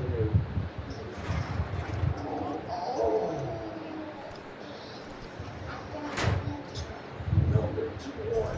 Oh, hell shot. One out of 20 plays is insane. Like, oh, 1, 2, 3, 4, 6 balls. Yes! Yes! So now the average is 1 out of 6. Is that lucky one? Are you sure that's the lucky one? Is this the lucky one? Do you have a lucky one yet? There we go. Is it a Ferguson? Alright, so we got a Japanese grading. Not a Ferguson, not a 10. Yay!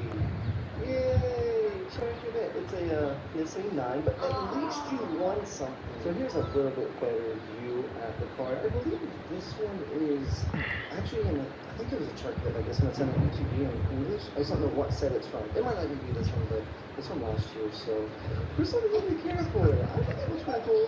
He's tricking it at like a concert or something. He's tricking it, getting it down. Person just doesn't like it. I'm telling you, it was that special illustration there that brought you the luck.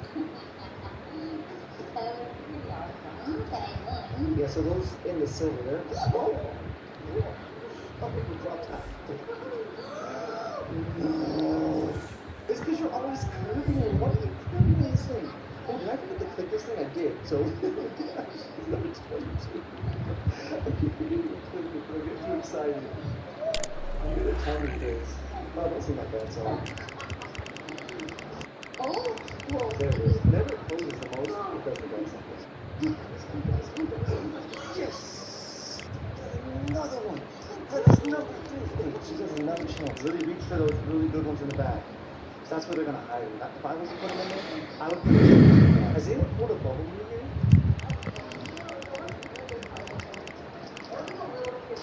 Oh, lucky one. What is it? What is it? It's a burger too!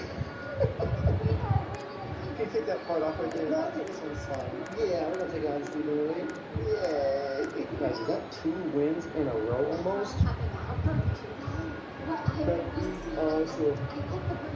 Oh, focus on this. Oh, and it is a PS8 10. You see that right there, guys. The wins are racking up now. Well, at this point, Crystal can't stop playing because she can't stop playing. We're on number 23. If I've been clicking the same one, I don't know what happened. I've been too excited. Get another burger shoe. Because you know you can actually trade the burger shoes.